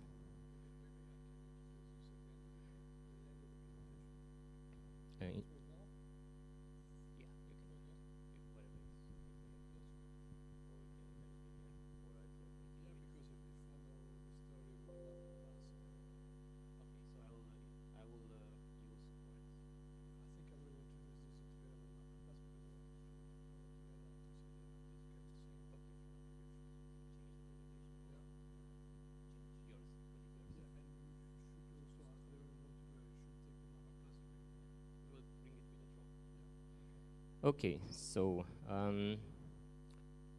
we'll switch to the Yellowscan presentation. So guys, can you please switch to the Yellowscan presentation? And Roberto wants to introduce himself, of course. And with this occasion, I just wanted to thank you again and warm welcome for this event that we are trying to organize here. And he wanted to present the Cube 240 together with the Mapper Plus that we are having on that M300. So someone of my team, Stefan, if you could bring the M300 with the Mapper Plus to have it here for Roberto. Yes. Yes, hi.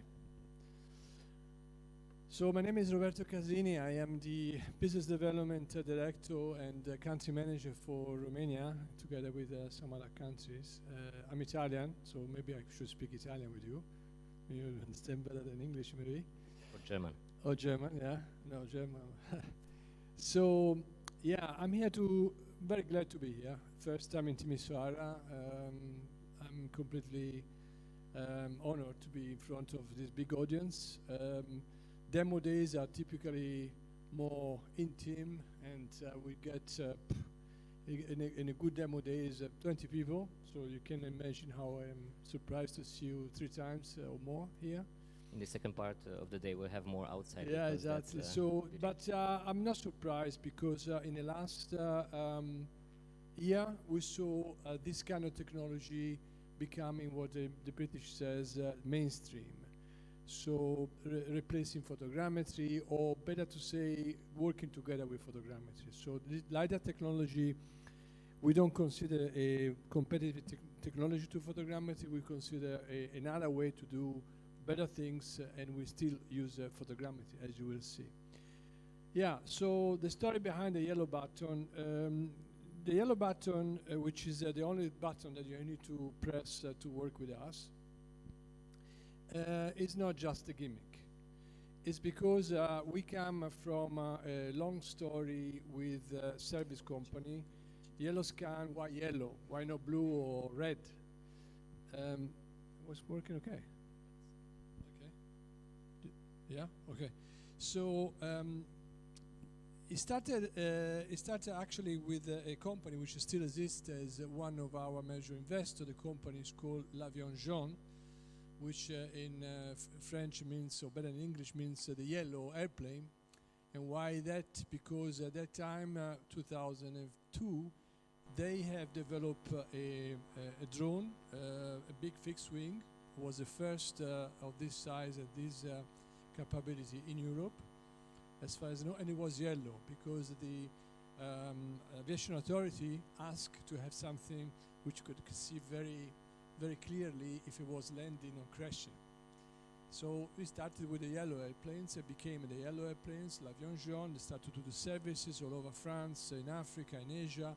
And then one day someone says, oh yeah, but you're using camera, can we use a LiDAR? At that time, LiDAR was big like this table. And then someone had a brilliant idea to look into the automotive.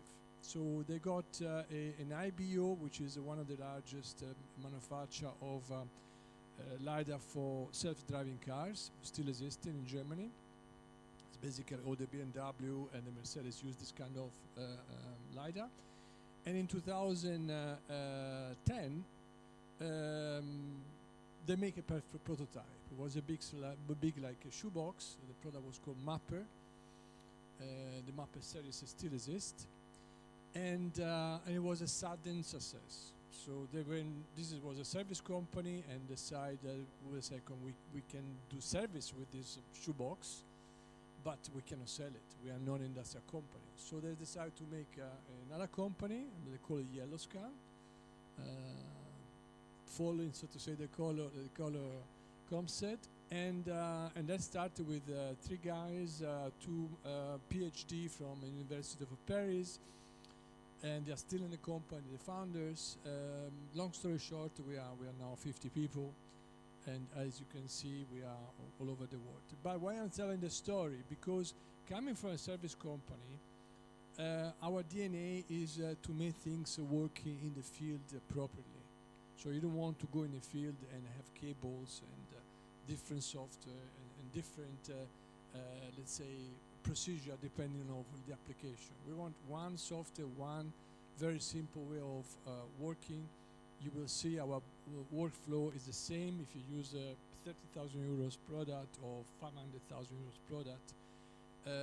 If you work on a VTOL, if you work on multirotor, if you work on helicopter, if you work on Cessna, airplane, is always the same process. So something very simple. So in this yellow button, it's really condensated the concept to make the life of the user in the field very easy. How can I switch just the button? Yeah.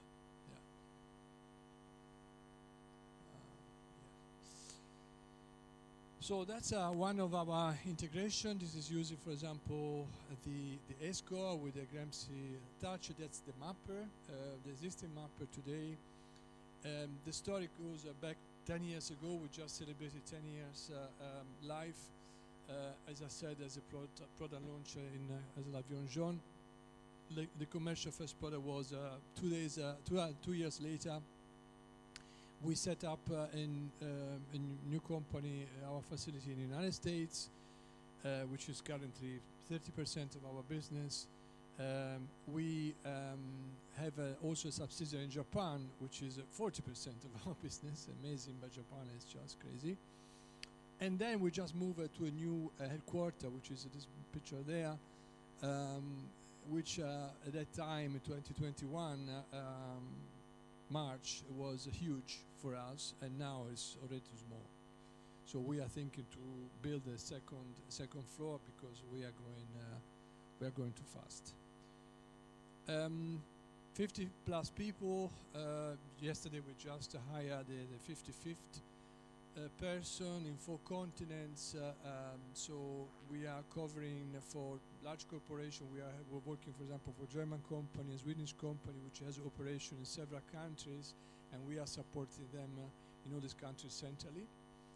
At the core of our employers, we have two things.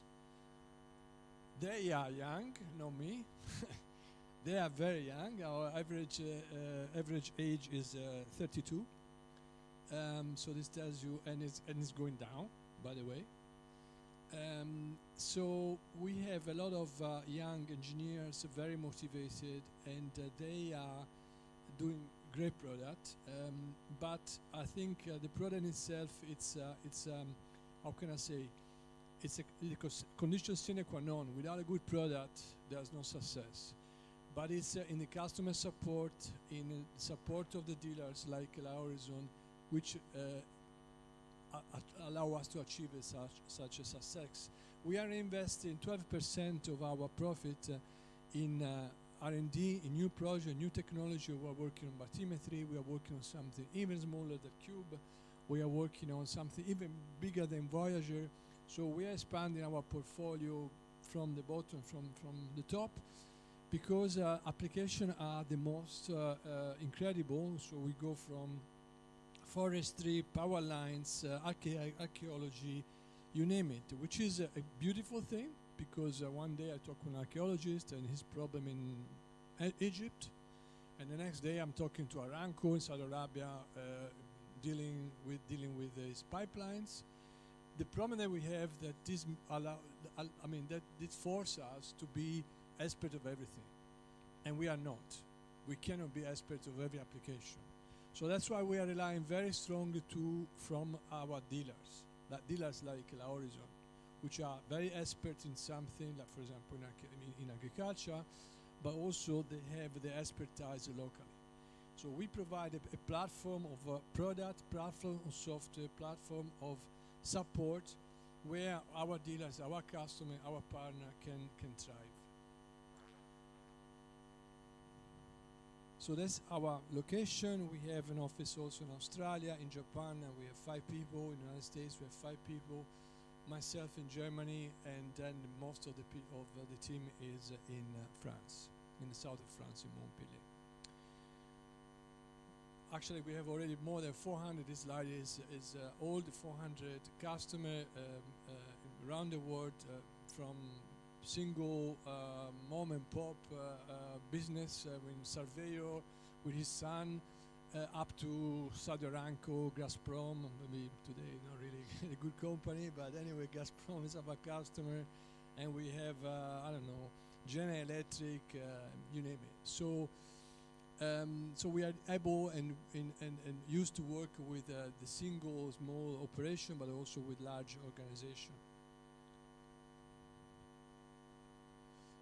Yeah, as I said, the application are just 5 of them here listed, but this is picking as we speak. For example, one of our customers in Malaysia, in Indonesia, they have scanned the complete Formula 1 circuits for the Formula 1. Why? Because they are going to give the 3D shaping, the modeling, to the gaming. So when you are playing now Formula 1 and you are playing with the Indonesian circuits, you're actually playing the game using our data, or the data that are collected with our technology. And then we say, oh, nice, that's a nice story. And then what happened is that now Formula 1 wants to scale all the circuits in the world, and they want to do this twice per year because they are changing things. And suddenly, this is a business, so we have to hire someone to take care, because we have to talk to these people all over the world. So the number of applications is growing. That's also good news for our customer, because you might think about only cadastral, only GIS, but I tell you, out there with this technology, there are numbers. I mean, I would say at least 20 different verticals application. So it's a good save of the investment, I would say, because you can differentiate your application. Now, at the core of our success, it's of course the tools, the product itself, the software. For your information, basically 40% of our revenue now is software. 40% of our people are software people. and we are struggling to hire more. We are at least looking for another 10 engineers, and we are not able to find it so far. But I want to stress about support. Support is the reason why we are expensive. Yeah, we are more expensive than anybody else.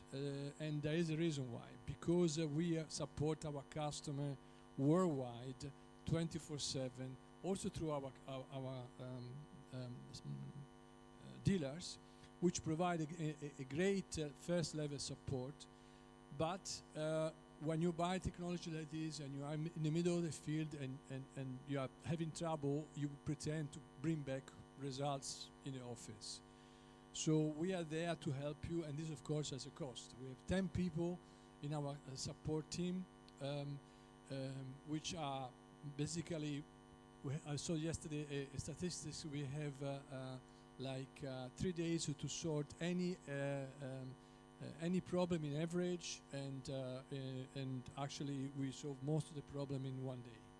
But we have also very strange cases, like people using our technology in Antarctica and there's no GNSS connection, or at least there's very little GNSS connection, so we had to sort it out, some special tools to help them in Antarctica, okay? So, but we are in Montpellier, so to figure out how these things can be sorted out is not easy. So we had 5 people working for 5 days on this problem. So the mapping tools. The mapping tools are basically not able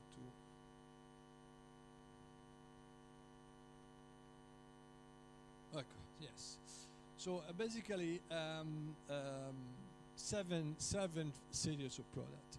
We go from what we call the mapper series, which indeed there are 2 kind of product.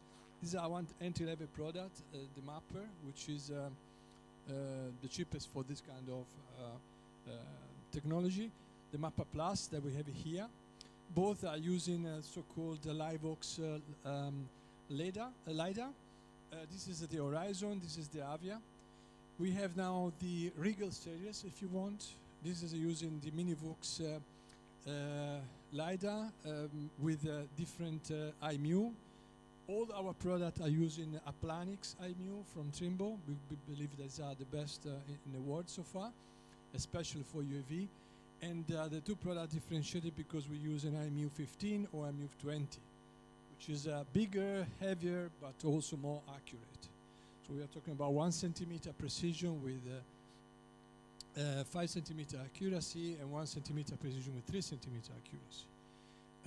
Then we go into the Ultra, which is our workhorse product, which is also used on our flying drive. I will have some word about the flying drive, which is next to me here. Then we have our Explorer, which is our own development, in-house developed. This presentation, unfortunately, it's not the latest because we had a problem on this file, but I will going to show a new product, which is our flagship, which is actually sitting here, and it's called Voyager, which is basically a monster, 1.5 million points per second with 15 echoes, so you can basically scan this forest and get every single leaf and branch that you can imagine. And why so many products? Because we have a different scenario. For example, here we go from airplane, fixed wing, or multirotor. We have something that goes only multirotor. We have something goes on a car. And we have, of course, different pricing, different performance in terms of precision, in point density. So there's no one solution that fits all. And so you can imagine the company that offer only one LiDAR, they are limiting their reach, they are limiting the application that their customer can offer tremendously. One good point of all of this, again, although we have basically 8 different, because one is missing here, 8 different platforms, the workflow is always the same. So whatever you are purchasing and whatever you are learning, you are going to use the same way of working if you're using an entry-level or flagship on, flying with an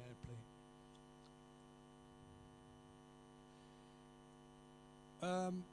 All our products are quite unique. We have bet on two single differentiation point. The industrial design.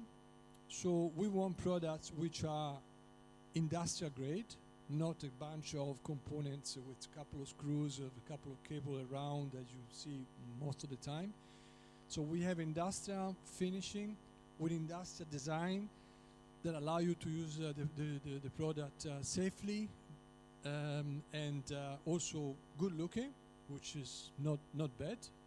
So we want to have something which is also iconic, so that people, when you are working there, and people say, "Oh, you're a yellow scan," and this is also important for our customer, because your customer knows that with yellow scan the data are right.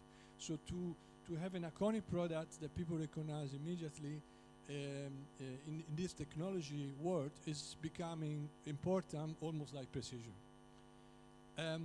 The other thing is the battery. We are the only one offering product with battery. Are we crazy? We have 78 competitors, 78 in the world. There's no other technology in geomatics with so many players. So the barrier to enter this technology, it looks easy. But then what they deliver is a different story. Because in front of a point cloud, the first reaction from my 8-year-old son is, "Wow, Dad, what is this? It's cool." But then you have to have the product right. You have the points has to be precise, has to be reproducible very well. You should not have any offset and so on. To do that, you need an industrial grade product. You need good components. Look, for example, with the Mapper Plus. With the Mapper Plus, we are using the same LiDAR of L1 of DJI. Same. It's Avia, Livos Avia. The Livos Avia has 3 centimeter precision in the lab. So you put a Livos Avia here, you measure something 100 meters in the lab, they give you 3 centimeter precision. And DJI managed to give you 15. Why? Because the shortcut to have something cheaper, something, so to say, less industrial, if you wish, using components which are not that precise. The IMU, it's far away from what we are using. Has a different pricing, of course, but that's what you get. So why I'm saying this is because having the components good does mean that you are having a LiDAR integration good. Because every time you're adding some components, like an IMU, like an GNSS antenna, like an integration, like the platform to integrate everything, like the software, every time you add a component, you are adding some errors, always. So the challenge is not, for a company like us, is not to provide, so to say, something that works, but to keep the original precision of the LiDAR head. So the Livos Avia, the Minivux Rigel, the SI laser head, which has a lab precision, and every time you start to attach their other stuff, the precision is degrading. And to do that, you need to have a very solid platform, a lot of experience, and to have burned your finger many times, including, why we put a battery. We put a battery because originally, you remember I told you about l'Avion Jaune. L'Avion Jaune spent from 2012 to 2014, 2 years, to figure out how come sometimes when you are working and you are using the battery of the drones, you got interferences and the data are lost. And in that case, you don't want to lose the data. You don't want to go in the field on top of the mountain and come back and find out the data are blurred. And this is mostly because the cabling is basically getting interference if it's not shielded properly and so on. With Quantum, we developed the product in 2 months, and it took us 8 months to find the proper way to shield the product, because Cube does not have the battery. So it took us 8 months to make the product solid. And we did it only because Quantum can generate big volume, so it makes sense for us to spend 8 months with 10 people sorting out this. To remove all of this and to make your life good, there's only one way: to be completely detached from the drones. And that means that you have a product like the Mappa Plus here, which has its own battery. So the only what you need is a cable for the antenna, and that's it. That's the only thing that is interactive with the drone. And we are keeping doing this, and we thought, well, one day our competitors are going to copy us. Now when they did, and we said, why? How come? And why we recognize why? Because when you are doing something good, you think that is normal. And it's not normal, because to certify a product like this with CE marking, you had to do with a battery. And besides it costs 200,000 euros just to get a certification with a battery. It takes a lot of experience. You have to have a very good product. So nobody does, including DJI, does not do with a battery. So to tell you that this is a kind of setup, we have in something which is integrated lightweight. How lightweight? For an example, our Minivux-based product, the VX, which is here, it's 30% lighter than Regal. So if you buy the same product from Regal, using the same components, their software, their integration, so still they have 1 kilo more than us. And you know 1 kilo in this business is not like 1 kilo on a car. So it has to be lightweight, it has to be fully integrated, so you can carry, like you carry a computer, like you carry any other consumer electronics. It has to be compact, easy to set up, easy to use, and adaptable to any platform.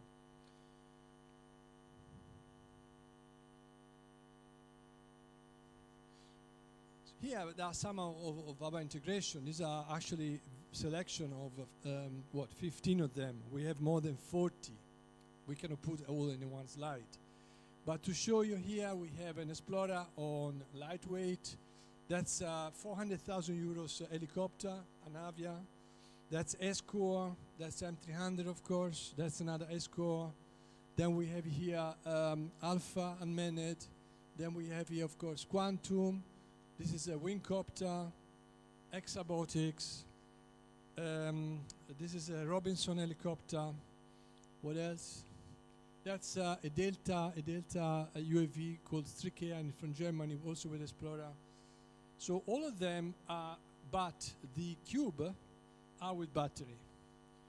And this means that you can take this and move it there and have nothing to do.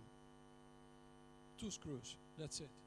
So that's what we call it in industrial product that lives by himself and is not, so to say, dependent on a platform with which is working. Because today you are deciding to fly with M300, then DJI decide, like happened already with M600, to discontinue the product, and then you want to buy something else. What do? You throw away your payload? Of course not. Okay, well, with L1 this could happen. Software is most of the time in this kind of industry considered like a nice to have. It is not in LiDAR. It is nice to have in photogrammetry maybe, but not in LiDAR. And then here again I make an example. I mean, I'm talking about L1 many times because the DJI L1 has opened our market tremendously. We are working with DJI, so we are friends with DJI. And they have done a tremendous job to make the LiDAR technology mainstream. Most probably, if you did with this demo day 2 years ago, we were 10 people here. And the reason why you're here is because you know that there is this LiDAR technology. And most probably because you've understood that DJI has this L1. So why I'm saying this, because DJI put all this effort on making product cheap, relatively easy to use, but not professional. And one reason why it's not professional, because Terra is not a software for surveyors. It's a software that does a tremendous job, but it's a press a button comes banana. And we know that sometimes it doesn't come a banana. So you want to eat something else and you cannot. So it's a perfect software to learn, to understand how the technology works. But when you are working in very complex project, you need to have a professional software. I'll make you an example. You're working on M300, but even if you're working with the Trinity, you are making most of the time multiple flight. You have the visual line of sight restriction, 1 kilometer by 1 kilometer. You have now a project which is a 40 kilometer by 40 kilometer, with 160 flights. And then what? You process each of them each time, and then you try and you pretend to put all together and it works? Forget it. You have offset between the point cloud all the time. So we have developed a software which is unique, and we are very bad in advertising this, I have to admit. I'm very mad with our marketing. Unique because it is a software that is used by airborne. So people that invest 5 million for an airplane, another million for a big LiDAR, they have this kind of software. And it's a software that made the multi-flights. So it means that you take the 160 flights that I tell you, you put all the data into our software called Cloud Station, and you process all the data in one go. So we have a project done with Quantum in Ghana, and there are 80 flights. Before the software, it took them 5 days to process. After, it takes 2 hours. No kidding. So this is an example how software is becoming the reason why you buy solution A or you use the solution B. And you should always ask and put your nose into the software before to decide to buy the hardware. And that's the reason why we are investing more in software people than in hardware people today. The software allows you to process the data, to visualize the data, to measure the data, to classify parts of the data, and to export into the most common format, LAS or LAS. We have modules on top of the standard one, what we call a strip adjustment, which allow you to better adjust when you have a large project, the stripes. We have a module that allow to, with a click, to extract immediately the terrain.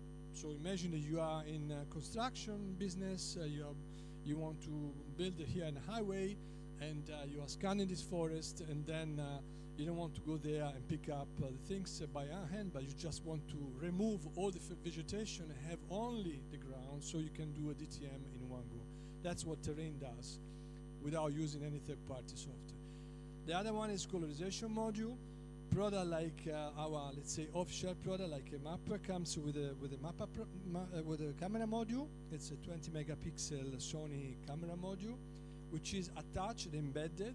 So all the pictures that is collecting, which goes on the same memory stick, once you land it, you press a button. Once you have downloaded it into your PC, you press a button and does the colorization in one go. So you don't need to do anything. That's exactly photogrammetry with the LiDAR. So it's not that we are killing photogrammetry. Actually, we are using photogrammetry to produce better product. Unfortunately, this workflow here, it's not very clear because it's in gray, so maybe you don't see. But basically, you have these 5 steps. You have the operational setup. You're in the field and setting up your drones.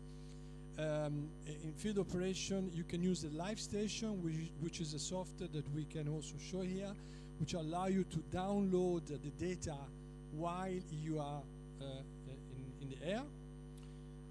Live station was created because we had this problem that originally the people were not familiar with LiDAR, and sometimes their mission planning was not good, so they were basically making the scanning, and then after the scanning, they landed, they find out that they missed a house, they missed a pipeline, they missed a cable, and so they have to remake the mission planning again, so on. So we have invented this way, which works in different ways. One way is with Wi-Fi, long-range Wi-Fi, range about 600, 700 meters.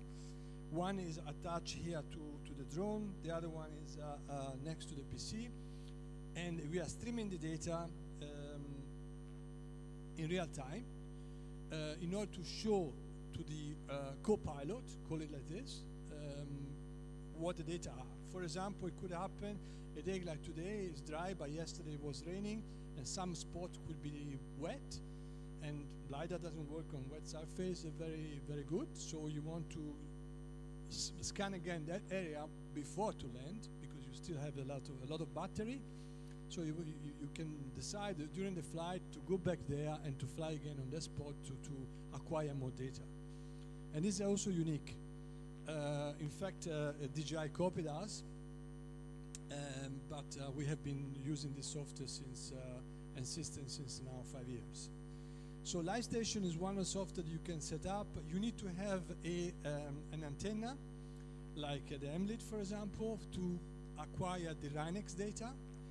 Why? Because we do PPK, we don't do RTK. Why that? Because we have the experience that in RTK you might have a blink, few seconds, maybe even 1 second, where the data are not collected and your processing is gone. So you have to go to PPK anyway. So for that reason, we suggest to have either a GNSS antenna next to your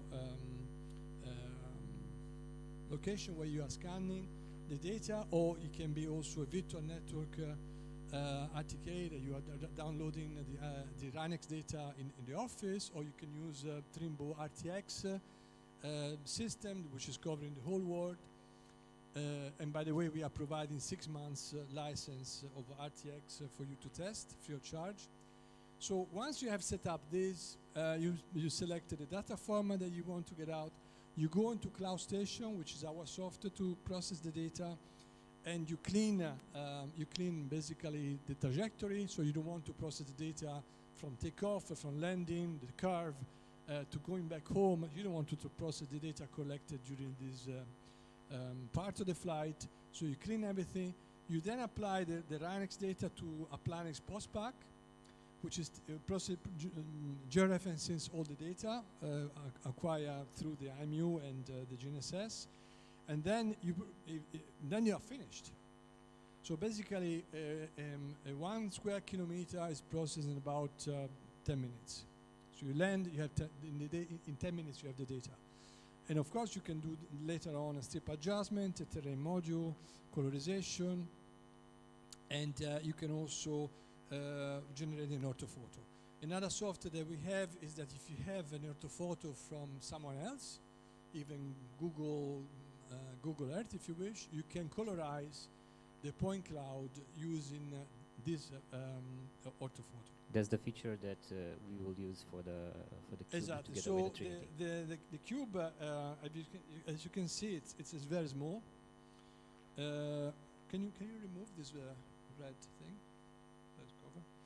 So it's very small, and the Trinity does not allow to carry the camera because we are basically reaching the maximum weight that we have developed for the Trinity. So when you fly here with the Trinity, you fly either only the camera or only the LiDAR, which is not a bad thing. Actually, it's a religion issue, because you have photogrammetries that say, no, wait a second, the mission planning for photogrammetry, it's 80% overlap. It is higher than LiDAR. You can fly 200 meters if you wish, and it has to be a 60%, 80% overlap. With LiDAR, we need 20, 30. So if you fly with a mission planning, if you fly, for example, with the Mappa Plus, with a camera, basically you have to compromise, because you fly only once, and which is the beauty of it. But then you have to fly either, if you want to do an orthophoto, you fly either with the mission planning for the photogrammetry, which is 80% overlap, and then you have a huge amount of LiDAR data, like 3 times. Or you fly with a LiDAR mission planning, which is 20% overlap, which is perfect for the LiDAR data density and data quantity, but it's too few for the photogrammetry. So the other religion is you fly with machine like this twice. First you fly with a mission planning with a camera, and then you fly with a mission planning with a LiDAR. It is a more timing in the fly, but at the end you have the best of it. You have the best orthophoto and you have the best LiDAR. In the other case, you have a compromise, because you might have the best LiDAR but not good orthophoto, or you might have good orthophoto but too many data from LiDAR.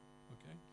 So to do this integration, just a few words, it was a challenge. And we have been working with Quantum since now, I would say 5 years. In fact, there is here Gauss, which I think they're still using their Tron. We started with a big machine called Tron, which was the reason why we started to work with Quantum, because Tron was the very first VTOL with a certain performance. Tron is, you can imagine, it's that size. it carry the ultra, so that machine here, this LiDAR here, 360 degrees scanning, yeah. And we sold a few, and we realized that there's a huge market for virtual LiDAR, but most probably there is a different kind of product. So when Quantum developed Trinity, we said, well, that's the product. But as usual, UAV manufacturer first developed the UAV, and they say, okay, so we have done very good UAV, a very good drone, and now what we do with it? You know, it never the opposite. To say, okay, I want to use this kind of LiDAR, let's make a UAV that can carry this LiDAR. It's never like this. Unfortunately, the UAV manufacturer is changing. But the UAV manufacturer in the past, until today, they first developed their dream drones, and then they find out that they cannot carry everything. So they have to compromise. So they came to us and say, well, we want to do LiDAR with VTOL like we have done with the Tron, but these things cost 3 times less, much easier, and they say, well, cool. What is your payload capability? 700 grams top? Oh, nice. It's just half of what we can do normally. So basically the project was dead before to be born.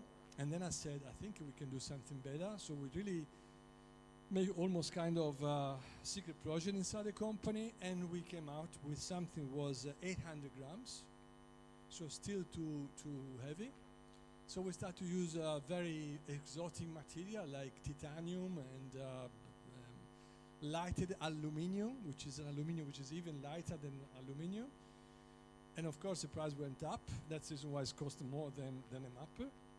But we managed to make a product which is the lightest in the world with all other kind of problem, because of course when you have something so dense, compact, the heating of the laser, it's very important. And as you can see, this is not open air, so we have to study in the wind chamber, the flow of the wind when it was, because in the lab you cannot simulate the wind, but basically here we have to study special aperture to cool down the laser. So it was 1 year job, but it makes sense because these guys are selling volumes. So for us, it's a very successful product.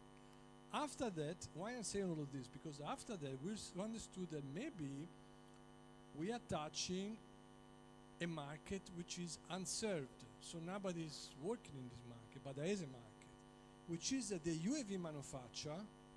So people like Quantum, which are building their drones, but today against the GI, they don't have any solution because they are putting together some payloads, but they don't have the LiDAR. So since now 6 months, we are making a new version of a product of the Mapper Plus, which is not this light, because this is really crazy and also more expensive. So we are doing something lighter than that, without the battery, streamed down, and we are offering this to other UV manufacturers in the world, which are very much local. So we have one in Australia covering Asia Pacific, another one in Florida, which, by the way, with the new hurricane, almost they die.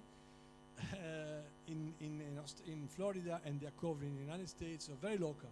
But to tell you that LiDAR is becoming mainstream. So all the UAV manufacturers until 2024, we have a LiDAR in their portfolio. Maybe not us, maybe someone else, but it's becoming the standard.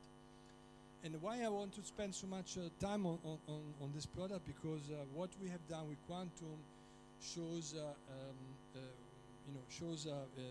that when two companies which are mastering each technology, that they are mastering this, and we are mastering that, and they're working together, we can do something where 1 + 1 makes 3, and not 2. And this is today the product where we have, included with Mapper Plus, where we have less repair, which is a problem. We have product using the Mapper Plus since now 3 years, and they don't call us, so we thought that they stopped working. In fact, they are flying every day. And the product is so reliable that most probably it's going to keep it for longer than any other product. So this Livebox Avia is really very good, because it's been developed for automotive, and it has to last for 10 years in a car, and therefore we are taking advantage of this, okay? So I'm just going a little bit left and right, but I thought I gave you, I told you about customer support. I think I told you enough, and yeah, just press the yellow button. Before I finish, can you switch to the website? Originally, before I got this presentation, I wanted to use our website, for which we are very proud, because it tells a lot about our customer and our application. So I just wanted to spend a few minutes to tell you that's you know, we spend so much time and money, and we are very proud of it. So I would like to show you this. The new website, which is basically changing all the time, besides the fact that in several languages, it shows you a number of things: the solution of the LiDAR solution that I told you, the application, and the knowledge. So just to tell you about the knowledge, we are, this is a 54 and counting. It was 50 until last week. 54 article, webinar, videos about application. So look, this is the Tron like Gauss has, for example. Yeah. So application or in crazy situation, but always is very, you know, demanding. We have been also on television. This is a guy, Expedition Unknown. It's a kind of Indiana Jones, and he did use our technology to discover German Nazi bunkers in France, which were underneath. We have another one where Quantum has used the Trinity to discover Maya pyramids underneath the forest, discovering that the pyramids are perfectly at the vertex of a triangle. Crazy story. So I really suggest... You have, Roberto, another use case with one of our clients, Institutul Național de Fizică a Pământului, care, din păcate, n-a putut să fie aici.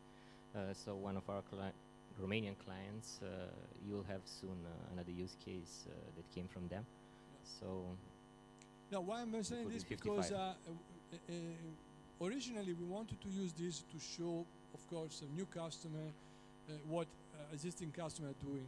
The fact is that this is becoming a marketing tool for our customer, because some of them are telling, yes, we are Ventus Tech in Hungary, and we bought the Survey Ultra, and we have scanned the chain bridge in Budapest. I don't know if you're familiar with Budapest. It's a beautiful monument, and we have done this with bathymetry, so, and then now they have a project with Strabag, multi-million-dollar business Strabag, because Strabag found this article and said, wow, cool. So to tell you that we are showing what we are doing with our customer, because we are proud of what our customer are doing, but also because this could be also a very good stage for you to show the capability of your company. Okay. And here you will find additional information about events, of course. So if you want to come to some of our events, like this is today here, but you know, next week we are having another demo day with all our products in Germany and Intergeo. And if you want to come and let us, Cyprian knows we have free ticket for Intergeo. And in France we are doing this every month. So we are in Singapore, then we will have again in the United States. So events, you can have here a look if you want to participate to some of these live demonstration. And then the LiDAR solution here, you can have the product comparison, you know, in terms of precision, weight, size, everything. Yeah. So, okay. So that's pretty much everything. Thank you, Roberto, for your nice presentation, interesting one. So from the audience, if someone has questions for Roberto. we are hungry, right? Okay, so we will have the lunch. Roberto will stay all day long here, and please address additional questions for him, or through me if you wanted to discuss in Romanian, and I'll try to translate, or in Italian, whatever you wanted. So the good part is that when I wanted to present the workflow, Roberto already did. So the next session presenting the workflow will be cut off. Roberto already presented what we will have after lunch. I will switch in Romanian, right? Ok, so vă invit să luăm prânzul cu o întârziere de jumătate de oră, dar cred că am scos-o la capăt până la urmă, am avut o întârziere mai mare. După prânz, aș vrea să încercăm să ne vedem după o oră, să rămânem totuși cu ora respectivă. O să scurtăm un pic din timpul în care stăm afară, văd că vremea ne ajută. După prânz o să avem mai multe sesiuni demonstrative cu Trinity, cu kitul Fly and Drive, și o să îi invit pe cei care sunt interesați să dea o tură cu mașina și să vadă acel live station pe care Roberto l-a prezentat, direct în mașină, modul de achiziție a datelor prin kitul de Fly and Drive. O să avem sesiuni demonstrative și cu M-Lead și cu M300. Vedem cum le mixăm astfel încât să ne încadrăm în timpul alocat.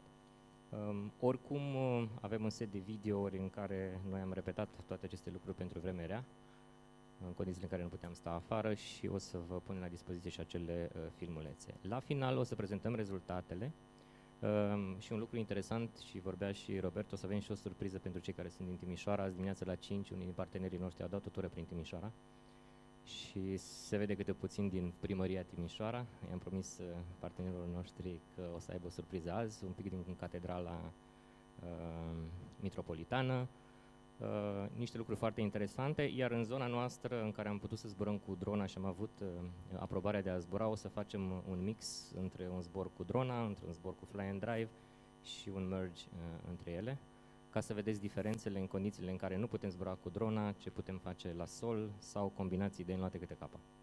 Mulțumesc, poftă mare și ne revedem într-o oră, adică la 13:30. Mulțumesc!